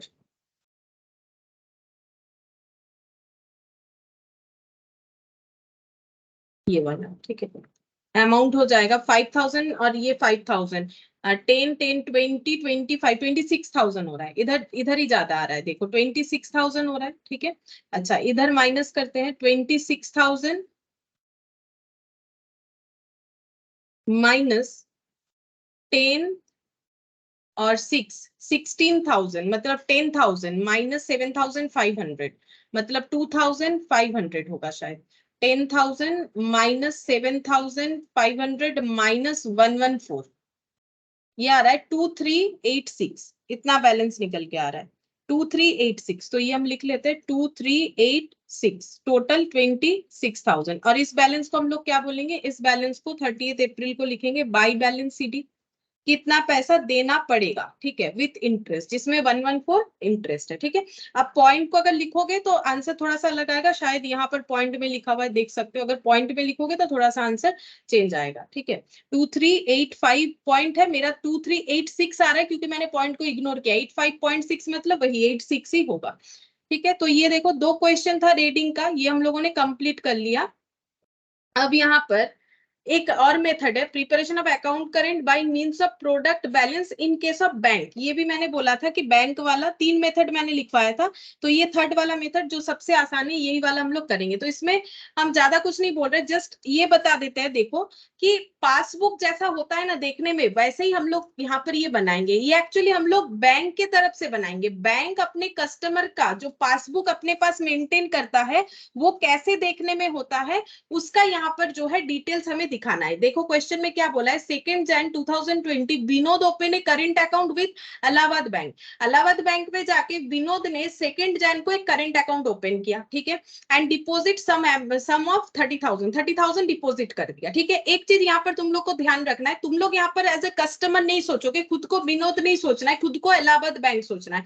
तो इलाहाबाद बैंक के लिए 30,000 एसेट है कि लाइबिलिटी, बता सकते हो? इलाहाबाद बैंक के लिए 30,000 एसेट है कि लाइबिलिटी? अगर ये बता दिया तो क्वेश्चन लगभग हो ही गया। बोलो, 30,000 इलाहाबाद बैंक के लिए एसेट है कि लाइबिलिटी है? अगर हम लोग बैंक में जाके पैसा डिपॉजिट कर रहे हैं तो हम लोग के लिए, हम लोग का वो एसेट है, करंट एसेट है, कैश। लेकिन बैंक के लिए क्या है, बैंक दूसरे का पैसा रख रहा है, तो बैंक के लिए वो क्या होगा, किसी दूसरे का चीज रखना क्या होता है, लाइबिलिटी होगा, ठीक है। तो बैंक के लिए तुम लोग पैसा जमा करते हो तो तुम लोग क्या एंट्री करते हो, तुम लोग ऐसे एंट्री करते हो, बैंक टू कैश, कि मैंने अपना पैसा ले जाके बैंक में दे दिया।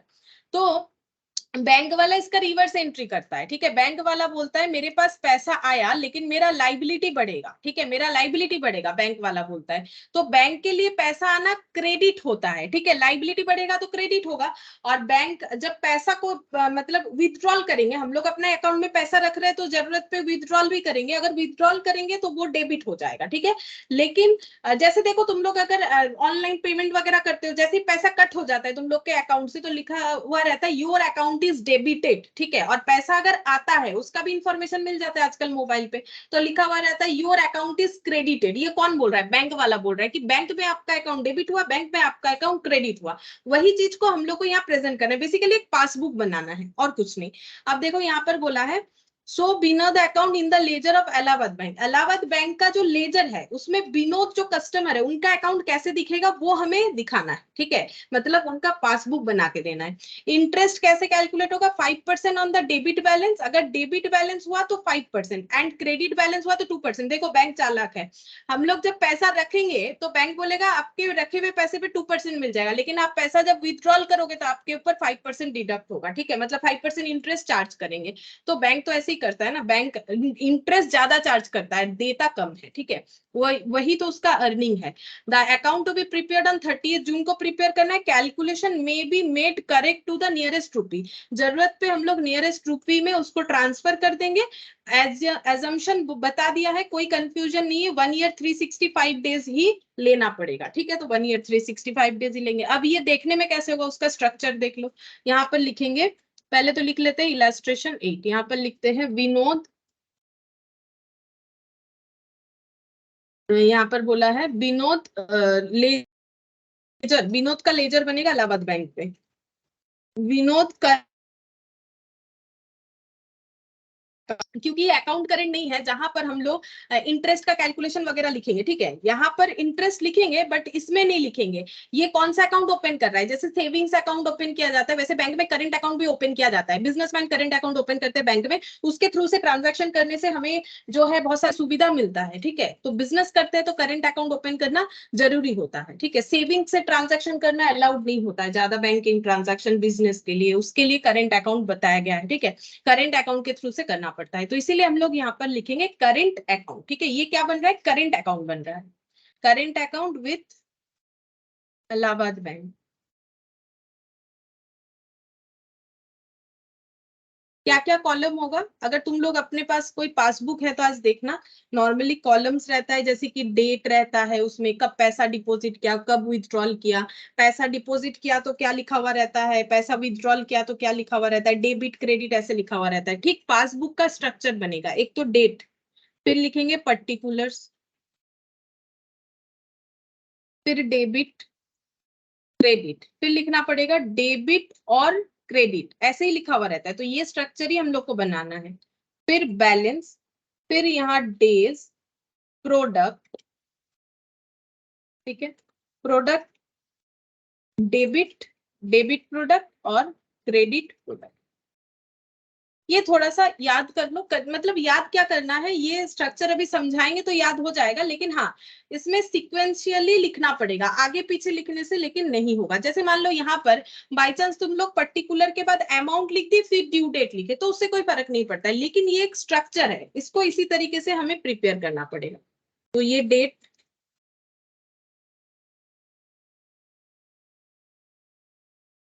पर्टिकुलर्स, डेबिट, क्रेडिट, डेबिट और क्रेडिट, बैलेंस, डेज, प्रोडक्ट।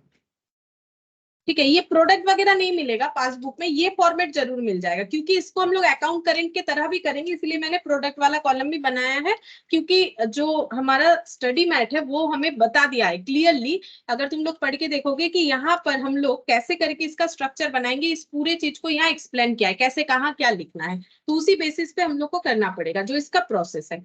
अच्छा, सबसे पहले पैसा डिपॉजिट किया है, कब डिपॉजिट किया है, 2 Jan 2020 को, तो यहाँ पर ये पूरा 2020 का ट्रांजैक्शन, इसलिए मैंने डेट में यहाँ 2020 लिख लिया। अब लिखेंगे Jan 2, 2 को सबसे पहला ट्रांजैक्शन है पैसा डिपॉजिट करना 30,000। अब डिपॉजिट करने से बैंक वाला क्या बोलेगा, अच्छा विनोद बोल के कस्टमर आके मुझे पैसा देके गया, मेरा तो लाइबिलिटी बढ़ गया, तो एंट्री क्या होगा, बैंक बोलेगा मेरे पास क्या आया, पैसा आया, तो बैंक बोलेगा बाई कैश, ऐसे करके लिखना है। अमाउंट कहां पर लिखना है, क्रेडिट कॉलम में, क्योंकि लाइबिलिटी बढ़ गया। अच्छा, बैलेंस क्या हुआ, इसके पहले इनका कोई पैसा दिया हुआ था नहीं, अकाउंट ओपन किया और ये पैसा रखा, तो बैलेंस 30,000 ही हो गया। ठीक है, और बैलेंस कैसा बैलेंस है, क्रेडिट बैलेंस है, ऐसे लिखना है। ये कॉलम हम बताते बाद में कैसे होगा, पहले पासबुक का सिस्टम देख लो। ठीक है, उसके बाद 15 जैन को क्या होगा, यहाँ पर 12,000 जो है फर्दर डिपॉजिट किया है 15 जैन को। ठीक है, तो यहाँ पर लिखते हैं Jan 15, फिर डिपॉजिट यानी बाई कैश, यहाँ पर चाहो तो अकाउंट भी लिख सकते हो। अच्छा, कितना, 12,000। अच्छा, तो 30,000 पहले से था और भी 12,000 आ गया, यानी 42,000 का बैलेंस है। अब बैंक के लिए उनका लाइबिलिटी 42,000 का है, मतलब ये क्या नाम था, विनोद, विनोद का मतलब बैंक के पास विनोद का 42,000 का लाइबिलिटी हो चुका है, दूसरे का पैसा रख रखा है। ठीक है, फिर 15 जैन के बाद कौन सा डेट होना चाहिए, जैन के बाद फेब होना चाहिए, ये मार्च मई है, तो इसके बाद का ट्रांजेक्शन ये वाला होगा। ठीक है, वो हमें पढ़ के समझना पड़ेगा ना, जैन के बाद फेब आता है, जैन के बाद और कोई जैन है नहीं, तो ये सेकंड ट्रांजैक्शन होगा, फेब के बाद मार्च आएगा, मतलब ये वाला होगा, मार्च के बाद फिर ये अप्रैल ये होगा, फिर मई होगा, फिर जून होगा, ऐसे करके देखना पड़ेगा। तो 15 फेब को पैसा विथड्रॉल हुआ है 26,000, तो लिखते हैं, यहाँ पर ही लिखेंगे। ठीक है, फेब 15, पैसा विथड्रॉल होने से लिखना पड़ता है टू सेल। ठीक है, टू सेल मतलब हम लोगों ने खुद से अपने अकाउंट से पैसा निकाला, तो उसके लिए बैंक लिख देता है टू सेल। अब पैसा निकाला गया है कितना, 26,000। ठीक है, तो 26,000 को कहा लिखेंगे, डेबिट में, क्योंकि देखो मैंने अभी अभी बोला ना, तुम लोग कुछ ऑनलाइन में पेमेंट करते हो लिखा हुआ रहता है, अरे कुछ नहीं होगा तो इंस्टीट्यूट का तो पेमेंट किए होगे तुम लोग, तो क्या लिखा हुआ रहता है, योर अकाउंट इज डेबिटेड, तो ये देखो डेबिट हो गया। ठीक है, पैसा विथड्रॉल कर लिया, डेबिट हो गया। अब बैलेंस क्या बचा, 42,000 से 26,000 जो है माइनस हो जाएगा, 42 माइनस 26, बचा हुआ बैलेंस 16,000 दिखेगा। अब 16,000 बैलेंस क्या है, पॉजिटिव है कि नेगेटिव है, पॉजिटिव है, 42 था 26 ही विथड्रॉल किया, बाकी बचा हुआ है, यानी बैंक का लाइबिलिटी 42,000 से कम होके 16,000 हो गया, लेकिन बैलेंस तो क्रेडिट वाला ही रहा, बचा हुआ बैलेंस क्रेडिट है, विथड्रॉल हुआ इसीलिए इतने अमाउंट से डेबिट कर दिया। अच्छा, अब 15 फेब के बाद होना चाहिए मार्च, मार्च 12 का देखो डिपॉजिट हुआ है 8,000, तो यहाँ पर लिख दिया मैंने मार्च 12, बाई कैश 12,000 डिपॉजिट हुआ है, क्रेडिट में लिखेंगे। अब 12 और 16 ऐड करके देखेंगे कि टोटल कितना अमाउंट हो रहा है। तो यहाँ पर नहीं 12 नहीं, कितना था, 8,000। ये देखो 8,000 डिपॉजिट किया उन्होंने बैंक पे, तो 16,000 में 8,000 ऐड करो 24,000 हो जाएगा। तो ये क्या है, इनका अकाउंट में इनका पॉजिटिव पैसा, मतलब अगर बैंक की तरफ से सोचे तो बैंक के लिए ये क्या है, लाइबिलिटी है, किसी और का पैसा जो कि 24,000 बैंक के पास पड़ा हुआ है। मार्च के बाद यहाँ पर अप्रैल 10 अप्रैल को पैसा विदड्रॉल हुआ है, तो यहाँ पर लिखते हैं अप्रैल 10। विथड्रॉल को टू सेल्फ लिखना है, ठीक है, टू सेल्फ। पैसा विथड्रॉल हुआ है तो डेबिट होगा, कितना अमाउंट से हो रहा है, 30,000। अब देखो क्या हुआ, 30,000 विथड्रॉल कर लिया, बट है ही नहीं उतना पैसा, तो है ही नहीं, तो ओवरड्राफ्ट हो गया। ये एक्चुअली ओवरड्राफ्ट का कंसेप्ट जो है ना, ये करंट अकाउंट में ही होता है। बिजनेसमैन को बैंक जो है वो ओवरड्राफ्ट देता है, मतलब बिजनेसमैन को जरूरत है 30,000 का, बट उनके पास है उनका खुद का पैसा 24,000। बैंक बोलेगा कोई बात नहीं है, हम आपको इंस्टेंट 6,000 दे देंगे, आप विथड्रॉल करो, ठीक है, आप बस उस पर इंटरेस्ट दे देना। यहाँ इंटरेस्ट नहीं दिखाएगा शायद, वो अलग बात है, हम तुम लोग को इंटरेस्ट दिखाएगा। यहाँ पर दिया है ना लास्ट में कि ओवर जो डेबिट बैलेंस होगा उस पर कितना क्रेडिट बैलेंस होगा। तो ओवरड्राफ्ट का कंसेप्ट क्या होता है, 30,000 का जरूरत है, लो आप हमारे बहुत अच्छे कस्टमर हो, रोज दिन आप ट्रांजैक्शन करते हो, आप ले लो, ठीक है, आप अपना 24 निकालो और हम लोग आपको 6,000 से कंपेंसेट कर देंगे। तो ये ओवरड्राफ्ट हो गया। तो 24 था, 24 पूरा निकाल लिया तो जीरो, लेकिन 6,000 का इन्होंने क्या कर लिया है, बैंक से उधार ले लिया है, ठीक है। तो बैंक वाले के लिए ये डेबिट हो जाएगा, क्योंकि अभी ये उनका पैसा बैंक के पास नहीं पड़ा हुआ है, बैंक ने उनको उधार दे दिया है, तो ये डेबिट हो जाएगा, क्योंकि बैंक के लिए एसेट हो गया, ठीक है। ये चीज हम लोग को मेनली यहाँ पर समझना है। फिर 10 अप्रैल के बाद 10 मई को 16,000 इन्होंने डिपॉजिट किया, ठीक है, 10 मई को डिपॉजिट किया बाई कैश अकाउंट। अच्छा, कितना डिपॉजिट किया है, डिपॉजिट किया तो क्रेडिट में जाएगा 10 मई को 16,000, ठीक है। तो यहाँ पर कितना पैसा दिखेगा, बैंक ने इनको 6,000 उधार दिया था, जब ये पैसा डिपॉजिट करने जाएंगे तो बैंक वाला बोलेगा मेरा 6,000 पहले दे दो, ठीक है भाई, अपना 6,000 सेटल कर लो। तो बचा कितना है अकाउंट में, 10,000, ठीक है, 10,000 बचेगा। और ये इनका पैसा बैंक के पास है, तो बैंक बोलेगा फिर से मेरा लाइबिलिटी 10,000 का हो गया। अच्छा, मई के बाद यहाँ पर जून 15 जून को 14,000 का विथड्रॉल टू सेल। अब विथड्रॉल है तो यहाँ पर आना चाहिए डेबिट में, 14,000 का विथड्रॉल है, फिर से बैंक को ओवरड्राफ्ट देना पड़ेगा, ठीक है। मैंने शायद क्रेडिट में लिख दिया ना, ये हो जाए विथड्रॉल हुआ है तो इधर होगा, ठीक है, विथड्रॉल हुआ है तो इधर होगा। ये एक्चुअली मुझे दिख नहीं रहा है, तुम लोग जब कॉपी में करोगे तो गलत नहीं होना चाहिए, ठीक है। तो ये 14 अप्रैल हो गया। अब ये विथड्रॉल हो गया, पैसा था 10,000, तो ये इन्होंने अपना 10,000 लिया और बैंक ने इनको 4,000 इंस्टेंट लोन दे दिया। तो बैंक के लिए एसेट है लोन देना, इंटरेस्ट मिलेगा, डेबिट हो गया, ठीक है।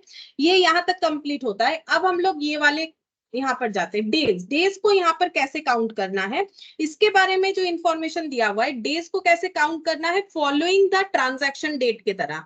मतलब ये देखो यहाँ पर लिखा हुआ होगा डेज को कैसे काउंट करना है, ठीक है।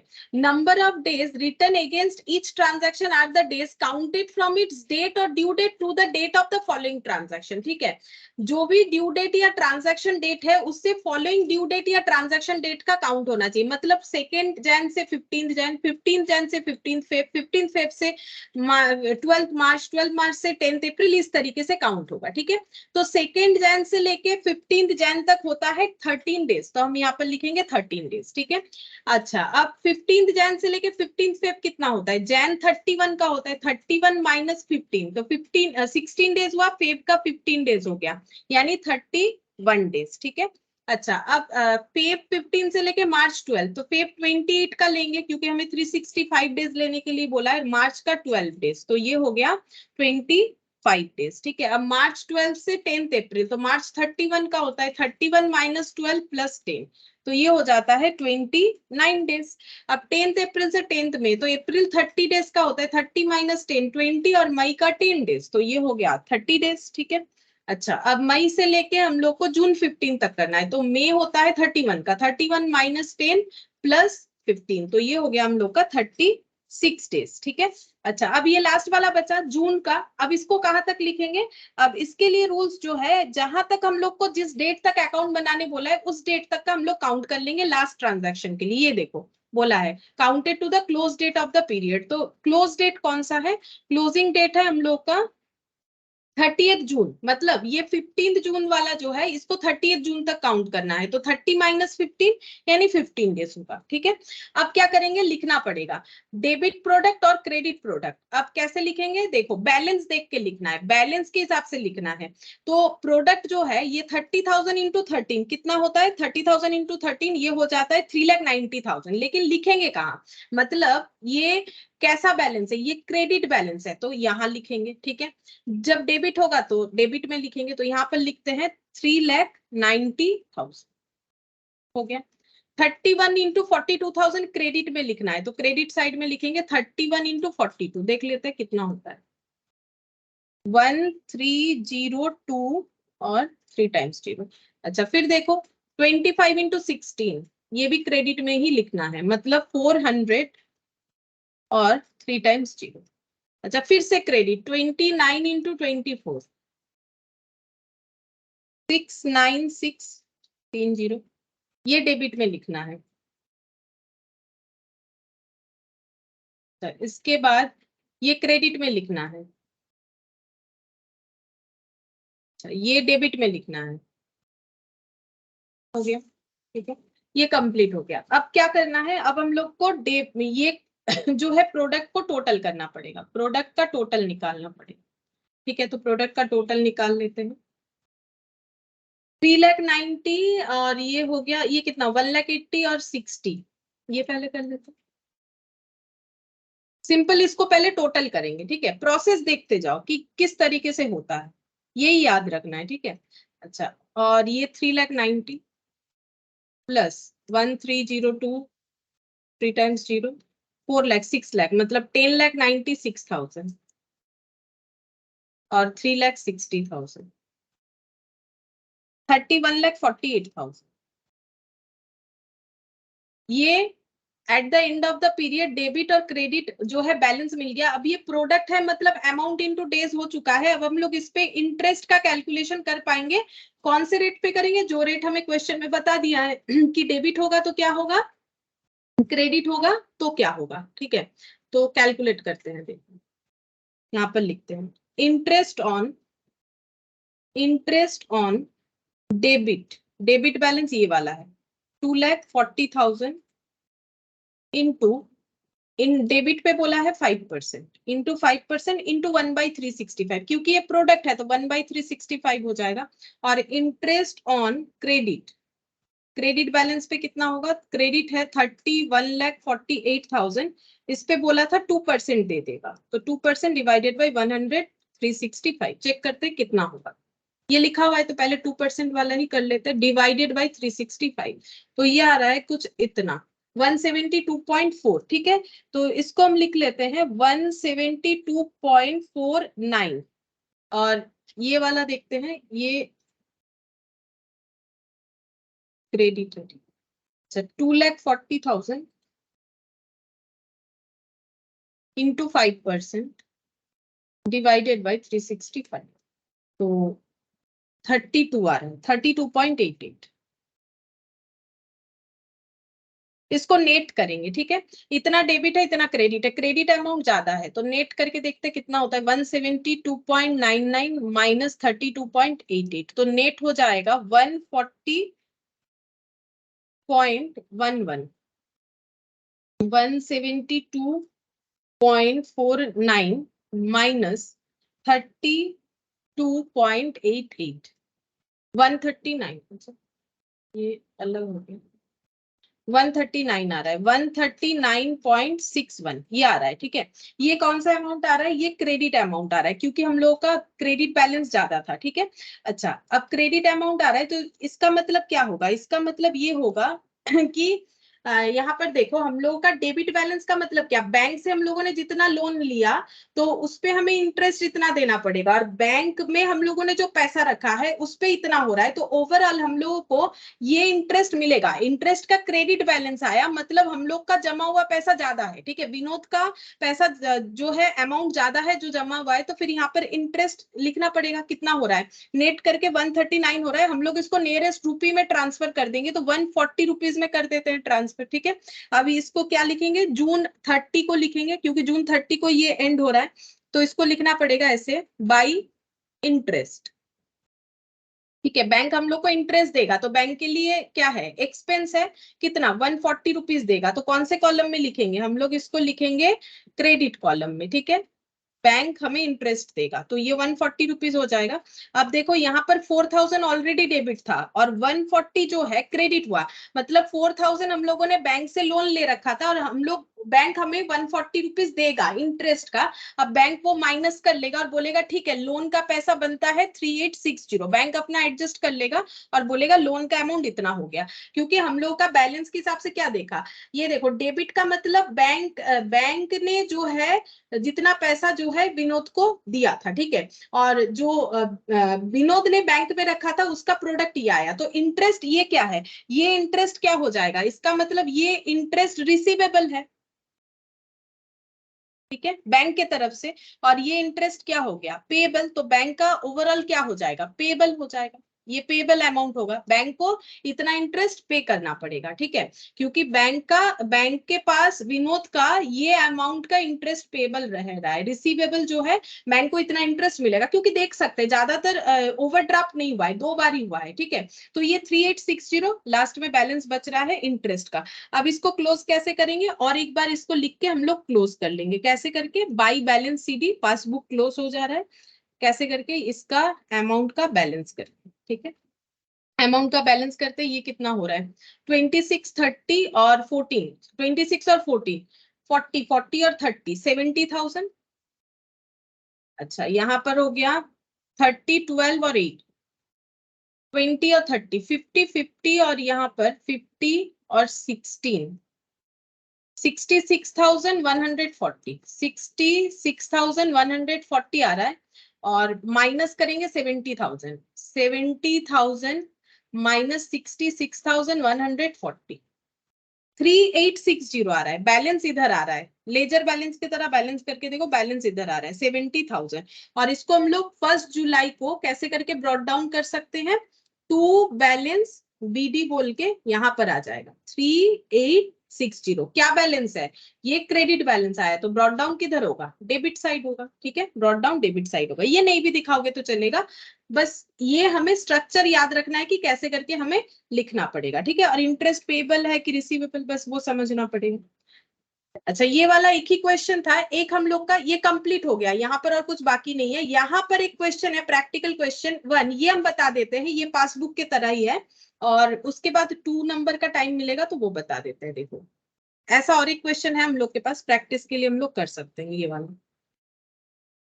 यहाँ पर क्या बोला है देखो, Roshan has a current account with partnership firm, partnership firm में उसने अपना करेंट अकाउंट ओपन कर रखा है, it has debit balance of 75,000, debit balance है 75,000 as on 1/7/2020, he has further deposited, ये सब बताया है, so Roshan's account in the ledger of the firm, जैसे बैंक के लेजर में कस्टमर का वैसे ही फर्म के लेजर में पार्टनर का, इंटरेस्ट 10% डेबिट बैलेंस पे, 8% क्रेडिट बैलेंस पे, you are required to prepare current account as on 30th September 2020 by means of product balance method, same चीज बोला है लेकिन एक प्रैक्टिस हो जाएगा इसलिए हम करवा देते हैं, देखो यहाँ पर कॉलम क्या क्या होगा, पहले लिखेंगे ऐसे, रोशंस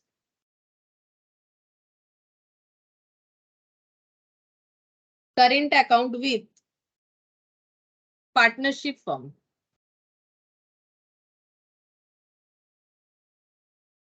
as on 30th of September तक शायद बनाने के लिए बोला है, 2020, क्या क्या कॉलम होगा, डेट, पर्टिकुलर,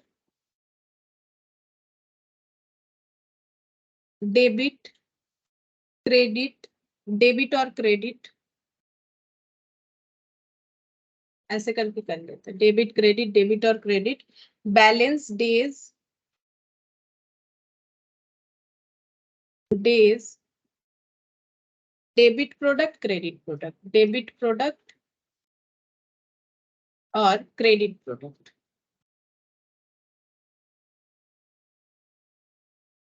तुम लोग एग्जाम में ऐसे करके ही करना, स्केल वगैरह यूज करके, अभी हम ऐसे करके लिख के दिखाते हैं।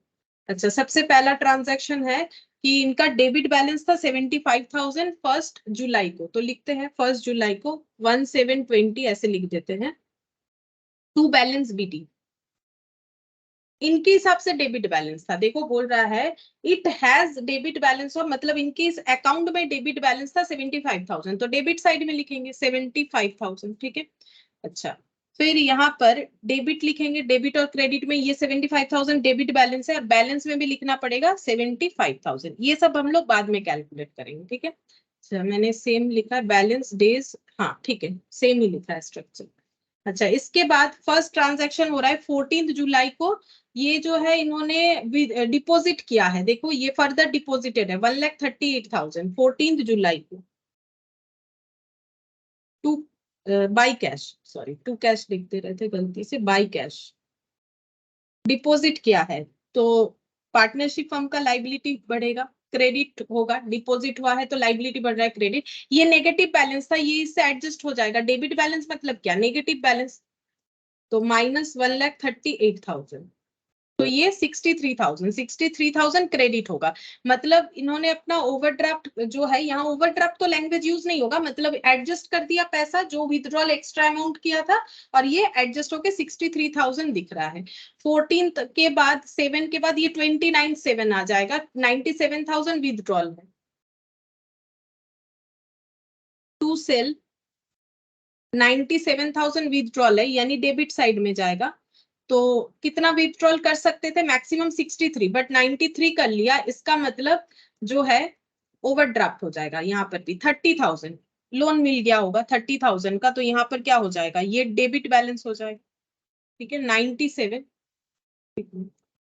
97 -63, 34 हो रहा है, पता नहीं कैलकुलेटर गलत दिखा रहा है या हम गलत कर रहे हैं, 34,000 हो रहा है, ठीक है। 34,000 कौन सा बैलेंस हो गया, डेबिट था 34 और टोटल में क्रेडिट था 63, तो 34,000 यहाँ पर हम लोग का डेबिट बैलेंस आ जाएगा।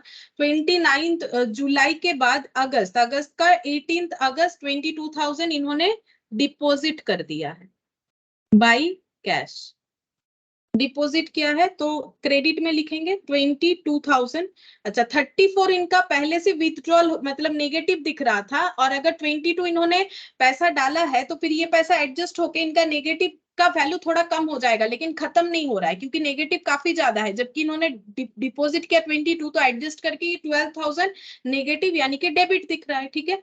अच्छा, 18 अगस्त के बाद 9 सितंबर 11,000, 9 सितंबर 2020 11,000 का जो है विथड्रॉल है, विथड्रॉल का मतलब डेबिट, ठीक है, 11,000।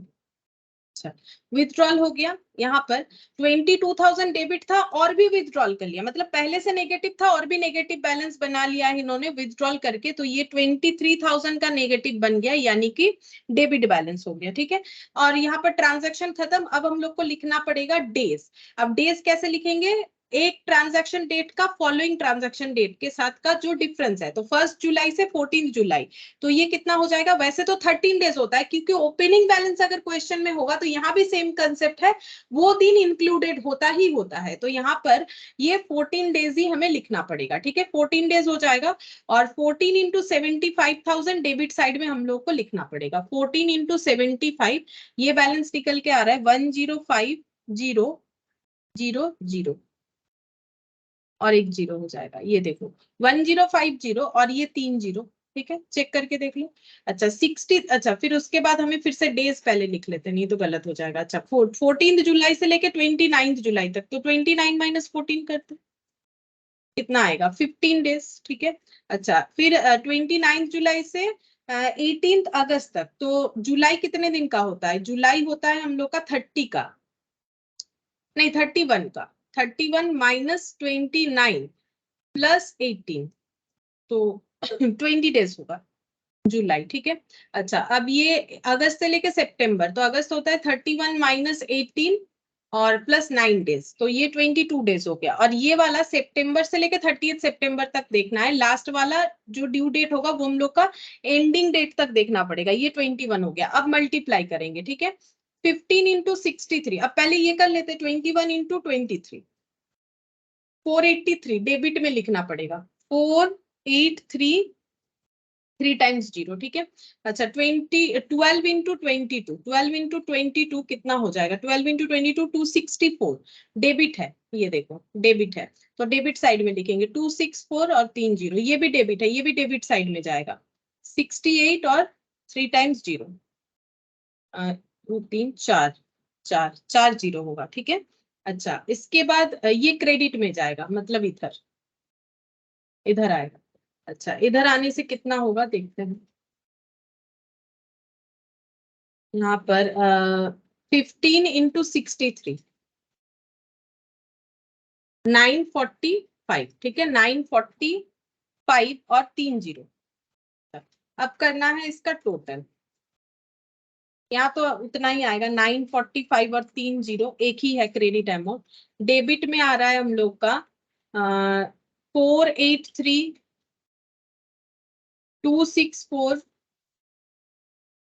68 1050 2477, ठीक है।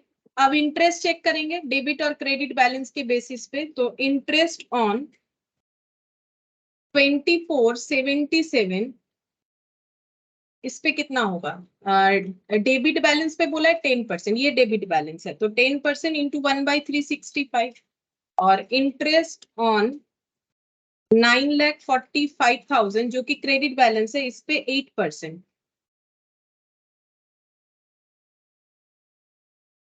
इंटू 10% डिवाइडेड बाई 365, 679 कर सकते हैं इसको राउंड करके, 945 3 टाइम्स 0 इंटू 8% डिवाइडेड बाई 365, 207.1, 207, 679 और 207, 472 एडजस्ट हो गया है। अब रिसीवेबल है कि पेबल, ये क्या है, ये है डेबिट बैलेंस पे, ये डेबिट बैलेंस पे है, ये क्रेडिट बैलेंस पे है। तो बैंक के लिए डेबिट बैलेंस मतलब बैंक के लिए लोन दिया था, ठीक है, तो इतना इंटरेस्ट रिसीवेबल, और ये इंटरेस्ट जो है ये पेबल होगा, इंटरेस्ट पे करना पड़ेगा जितना बैलेंस उन्होंने रखा, क्रेडिट बैलेंस, क्रेडिट बैलेंस रखने पे इतना इंटरेस्ट दिया जाएगा। तो ये अमाउंट कौन सा ज्यादा है, रिसीवेबल ज्यादा है, तो ये वाला हम लोग का रिसीवेबल होगा। मतलब बैंक को इस बार इंटरेस्ट, बैंक नहीं पार्टनरशिप फर्म को इंटरेस्ट मिलेगा, ये पार्टनरशिप फर्म है, ठीक है, लेकिन काम जो है एक ही जैसा कर रहा है, बैंक की तरह ही कर रहा है। तो 30 सितंबर को लिखेंगे, 30 सितंबर 2020 बाई बैलेंस CD। तो पार्टनरशिप फर्म को इंटरेस्ट मिलेगा, तो फिर वो किधर लिखेगा, यहाँ पर लिखेगा क्रेडिट साइड में। कितना हो जाएगा, कितना हुआ था, 400, सॉरी डेबिट साइड में 472 मिलेगा ना, 472। अच्छा, अब हम लोग इसका टोटल करके देखेंगे बैलेंस किधर आ रहा है। तो बैलेंस मुझे जितना लग रहा है इधर ही आएगा, इधर ज्यादा है 75,000, मतलब इधर का टोटल ज्यादा होगा, 97,000 प्लस 11,000 प्लस 472, 1,83,472, 1,83,470 माइनस 22 माइनस 1,38,000, 23,472, 23,472, ये हम लोग का हो गया 30 सितंबर 2020 का बाई बैलेंस CD, ठीक है। तो ये बैलेंस अमाउंट हो जा रहा है। तो देखो यहाँ पर क्या हुआ था, यहाँ पर ये दिख रहा था कि बैंक को इंटरेस्ट मिलेगा, तो बैंक कौन से कॉलम में लिखेगा, तो बैंक लिखेगा डेबिट, बैंक नहीं, यहाँ पर पार्टनरशिप फर्म, तो यहाँ पर हो जाएगा डेबिट साइड में, ठीक है। अच्छा, अब ऐसे भी सोच सकते हो, देखो डेबिट अमाउंट ज्यादा है, तो ये अमाउंट क्या आया, डेबिट आया, तो डेबिट साइड में लिख देना, ठीक है, तो भी हो जाएगा, या फिर समझ के करोगे तो भी होगा, ठीक है। तो ये हम लोग का था, ये कर तो इसके बाद यहाँ पर एक है अकाउंट करेंट, ये जो क्वेश्चन नंबर 2 है ये यहाँ पर किया हुआ है, यहाँ से तुम लोग कर सकते हो। और एमसीक्यूज जो ट्रू फॉल्स है वो हम एक बार समझा देते हैं, देखो ठीक है। अच्छा, यहाँ पर ये बता देते हैं, बोल रहा है कि current account and account current are one and same. बोल रहा है करेंट अकाउंट और अकाउंट करेंट एक ही जैसा है, नहीं ये फॉल्स है ना। करेंट अकाउंट और अकाउंट करेंट तो एक जैसा नहीं है, अभी अभी तो हम लोगों ने किया। करेंट अकाउंट जो बन रहा है वो अलग प्रोसेस से बन रहा है, अकाउंट करेंट जो बनता है वो अलग प्रोसेस से बनता है। देख लो यहाँ पर एक्सप्लेनेशन भी हम लोग को दे दिया है, पर चाहो तो पढ़ के देख सकते हो। यहाँ पर बोला है account current statement of running transaction between two parties, वो दो पार्टीज के बीच में जब होता है। लेकिन करेंट अकाउंट जो है वो बैंक मेंटेन करता है अपने कस्टमर के लिए, या फिर कोई पार्टनरशिप फर्म मेंटेन कर सकता है अपने पार्टनर के मतलब पार्टनर के लिए, ठीक है, तो वैसे हो जाएगा। अच्छा, इसके बाद देखो नेक्स्ट क्या बोल रहा है यहाँ पर, the account current is an extension of average due date concept. बिल्कुल सही, अकाउंट करेंट जो है वो एवरेज ड्यू डेट का ही एक जो है एक्सटेंडेड कंसेप्ट है। जब हम लोग पहले दिन क्लास कर रहे थे तब मैंने ये तुम लोग को बताया था, ये उसका एक एक्सटेंडेड पार्ट है। क्यों बोलो, क्योंकि एवरेज ड्यू डेट में भी हम लोग ड्यू डेट का कैलकुलेशन करते थे, डेज का कैलकुलेशन करते थे, इंटरेस्ट का कैलकुलेशन करते थे, लेकिन यहाँ पर इंटरेस्ट को हम लोग क्या कर रहे हैं, कॉलम में लिख रहे हैं। तो एक्सटेंडेड पार्ट है, मतलब इसको इंटरेस्ट के कॉलम के साथ हम लोग इस चीज को लिख रहे हैं, ठीक है। तो ये हम लोग का ट्रू हो जाएगा। अच्छा, इसके बाद देखते हैं नेक्स्ट पॉइंट क्या बोला है, date of transactions or the due date whichever is earlier is considered for computing of the number of days। बोल रहा है नंबर ऑफ डेज कैलकुलेट करने के लिए डेट ऑफ ट्रांजैक्शन जो है या फिर ड्यू डेट जो अर्लियर होगा उसे लिया जाएगा। नहीं, ऐसा कोई कंसेप्ट नहीं है, हम लोग लेते हैं हमेशा ड्यू डेट, लेकिन अगर क्वेश्चन में ड्यू डेट मिसिंग है तो हम लोग ये करते हैं कि ट्रांजैक्शन डेट को ही ड्यू डेट ले लेते हैं, इसमें अर्लियर का कोई बात नहीं है, ठीक है। तो ये फॉल्स हो जाएगा, कोई यहाँ पर पॉइंट नंबर 3 जो है फॉल्स हो जाएगा। फोर्थ नंबर में देखो क्या बोल रहा है, A is an account current with B, the person rendering the account current। बोल रहा है अगर क्वेश्चन में बोल रहा है A is an account current with B, तो कौन किसको अकाउंट्स रेंडर्ड कर रहा है, बोल रहा है कि the person rendering the account current is Mr. A, ये बोल रहा है। नहीं, ये फॉल्स होगा ना, क्योंकि देखो A is in account current with B, मतलब B ने बनाया है तो रेंडर B करेगा। अगर ऐसा लिखा हुआ है तो B ने अकाउंट करेंट बनाया है, तुम लोग देख सकते हो जहां पर भी हम लोगों ने लिखा है A is an account current with B का मतलब होता है कि बी ने अकाउंट करेंट बनाया है। ये देखो यहाँ पर देख सकते हो A Haldar in account current with mister S Dasgupta. तो इसका मतलब क्या है, कौन किसको रेंडर कर रहा है, या फिर ये देख लो यहाँ पर अच्छे से पता चलेगा। ये देखो बाली इन अकाउंट करेंट विद अली, तो अली के बुक्स में बाली का अकाउंट बन रहा है, तो बाली इन अकाउंट करेंट मतलब बाली को रेंडर्ड किया जाएगा। कौन रेंडर्ड करेगा, अली, ठीक है। तो इसका मतलब विद बी है तो बी रेंडर्ड करेगा, जिसका नाम विद के साथ है वो रेंडर्ड करेगा। तो एक्चुअली लिखने का पैटर्न क्या है मैंने बताया था, ये कौन है, ये यहाँ पर हो जाएगा receiver in account current with जो है सेंडर, ऐसे होता है। ये देखो यहाँ पर क्या होता है, इसका स्ट्रक्चर ऐसे लिख लो, याद रहेगा, receiver in account current with sender, ऐसे होता है, ठीक है।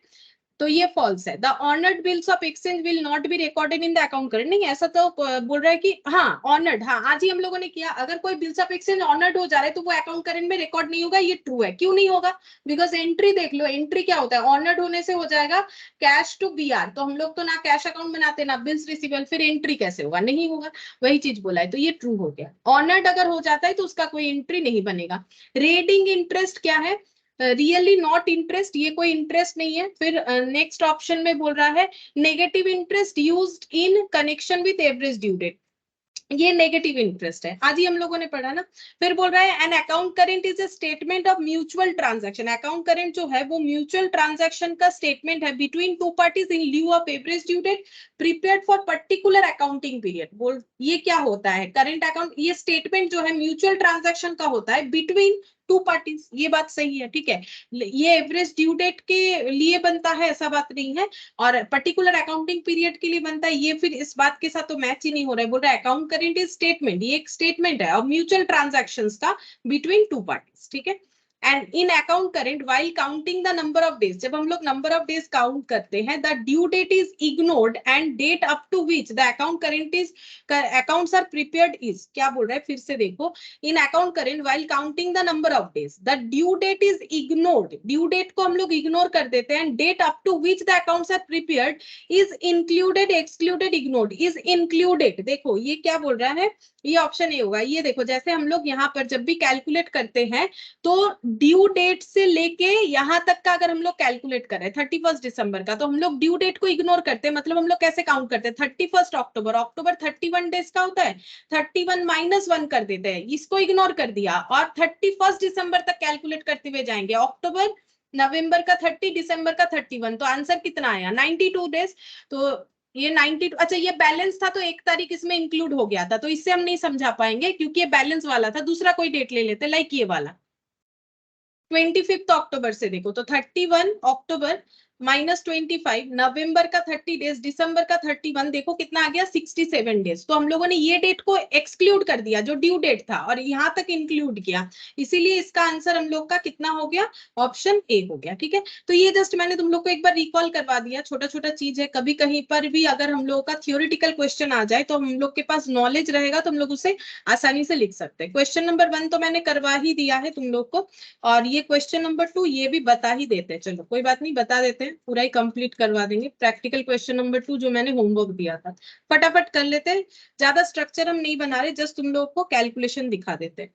जैसे यहाँ पर बोला है from the following particulars prepare account current as sent by mister Ram to mister Shiva as on 31 October by means of product charging 5% per annum. ठीक है, तो यहाँ पर लिखते हैं Shiva account current with Ram as on 31st October 2019।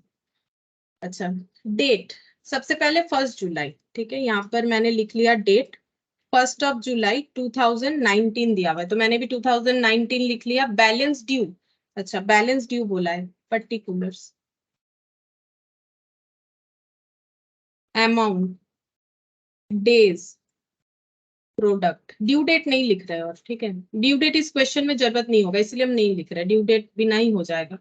Date particular, और मैंने बताया भी था कब नहीं लिखना पड़ता है, जब ड्यू डेट और ट्रांजैक्शन डेट अलग अलग नहीं होता है।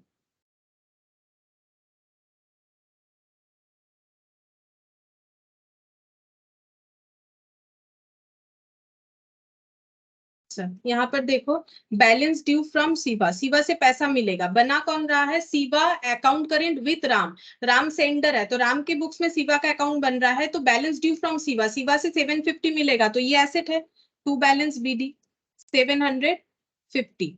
अच्छा इसके बाद देखो सोल्ड गुड्स टू शिवा, तो ये हो जाएगा टू सेल्स 15 अगस्त को, छोटा सा है इसीलिए ही करवा दे रहे, हो जाएगा टू सेल्स 1250। अच्छा उसके बाद कुछ परचेज का बात कर रहे हैं, गुड्स रिटर्न हुआ है बाय शिवा, तो फिर कस्टमर ने रिटर्न कर दिया तो सेल्स रिटर्न टू शिवा, तो by sales return, by sales return 200। ठीक है, by sales return 200, Shiva paid by cheque, तो बैंक टू शिवा, तो बाय बैंक 22 सितंबर, बाय बैंक 800, बाय बैंक 800। अच्छा receipt cash from Shiva 15 October, by cash 500। ठीक है, एक भी देख लो, अरे, ये कहाँ है? एक भी ट्रांजैक्शन ऐसा नहीं है जिसमें हमारा कोई अलग से ड्यू डेट है, तो ये ट्रांजैक्शन डेट ही हम लोग का ड्यू डेट होगा, हम लोग फॉरवर्ड मेथड से कैलकुलेट करेंगे जुलाई से लेके 31 अक्टूबर, तो जुलाई 31 का होता है 31 माइनस 1, जुलाई अगस्त 31 का, सितंबर 30 का, अक्टूबर 31 का, टोटल डेज 122 हो रहा है। अच्छा ये बैलेंस है तो ये फर्स्ट डे इंक्लूडेड हो जाएगा 123 इंटू 750, तो 91,000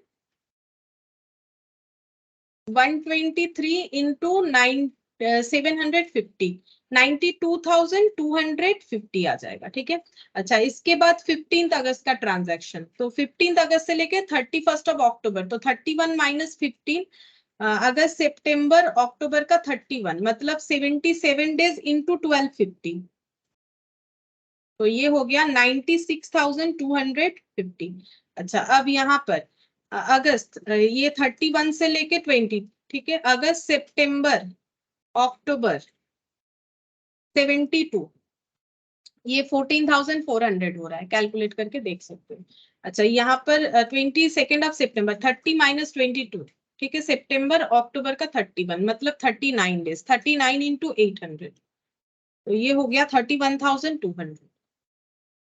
अच्छा ये अक्टूबर ही है, तो 31 माइनस 15 16 डेज होगा आई थिंक, हाँ 16 इंटू 500 मतलब 8,000, ठीक है 8,000 आ रहा है। अच्छा प्रोडक्ट इधर ज्यादा है तो बैलेंस, यहाँ पर अमाउंट ज्यादा है, बैलेंस इधर आएगा। टोटल करते हैं 92,250 plus 96,250, 1,88,500, 1,88,500 minus 14,400 minus 31,200 minus 8,000, 1,47,000, 14,400 plus 31,200 plus 8,000 minus 1,88,500, 1,34,900, 1,34,900। तो ये हो जा रहा है हम लोग का लास्ट डेट जो है 30 अक्टूबर का, 31 ऑफ अक्टूबर का, बाई बैलेंस ऑफ प्रोडक्ट, ऐसे लिख सकते हैं बाई बैलेंस ऑफ प्रोडक्ट। अब अमाउंट कॉलम का बैलेंस करना पड़ेगा, पहले इंटरेस्ट लिखना पड़ेगा, बैलेंस इधर है तो इंटरेस्ट इधर आएगा। 31 of October 2019 to interest 1,34,900 into 1/365 into interest rate, check करते हैं कितना बोला था क्वेश्चन में, 5%। This one into 5% divided by 365, तो ये आंसर आ रहा है कुछ इतना 18.47 आ रहा है। तो हम इसको 18 ले लेते हैं, 18 तक, ठीक है। अब इसका टोटल लगाते हैं, 750 प्लस 1250 प्लस 18, तो 2018 आ रहा है, 2018। ये सब तो करना नहीं पड़ेगा, यहाँ पर बैलेंस चेक करेंगे, 2018 माइनस 1,1500, तो ये हो गया 518 आ रहा है। तो 31 ऑफ अक्टूबर 2019 को लिखा जाएगा बाई बैलेंस शीट, ठीक है। हो गया तो पॉइंट्स के साथ आंसर आ जाएगा, ठीक है। तो मैट का जो आंसर है वो पॉइंट के साथ है, 2018.48 ऐसा कुछ किया हुआ है, ठीक है। तो इस तरीके से हम लोग कर सकते हैं। ये एक बाकी था तो मैंने ये वाला भी तुम लोग को कर दिया, ताकि अगर कोई भी डाउट रहे, ये हम लोग का हो चुका है, ठीक है। कोई भी डाउट रहे तो तुम लोग देख सकते हो, ठीक है। तो ये चैप्टर हम लोग का कंप्लीट हो गया, नेक्स्ट दिन हम लोग दूसरा कोई चैप्टर स्टार्ट कर सकते हैं, ठीक है। फिर आज इतना ही कर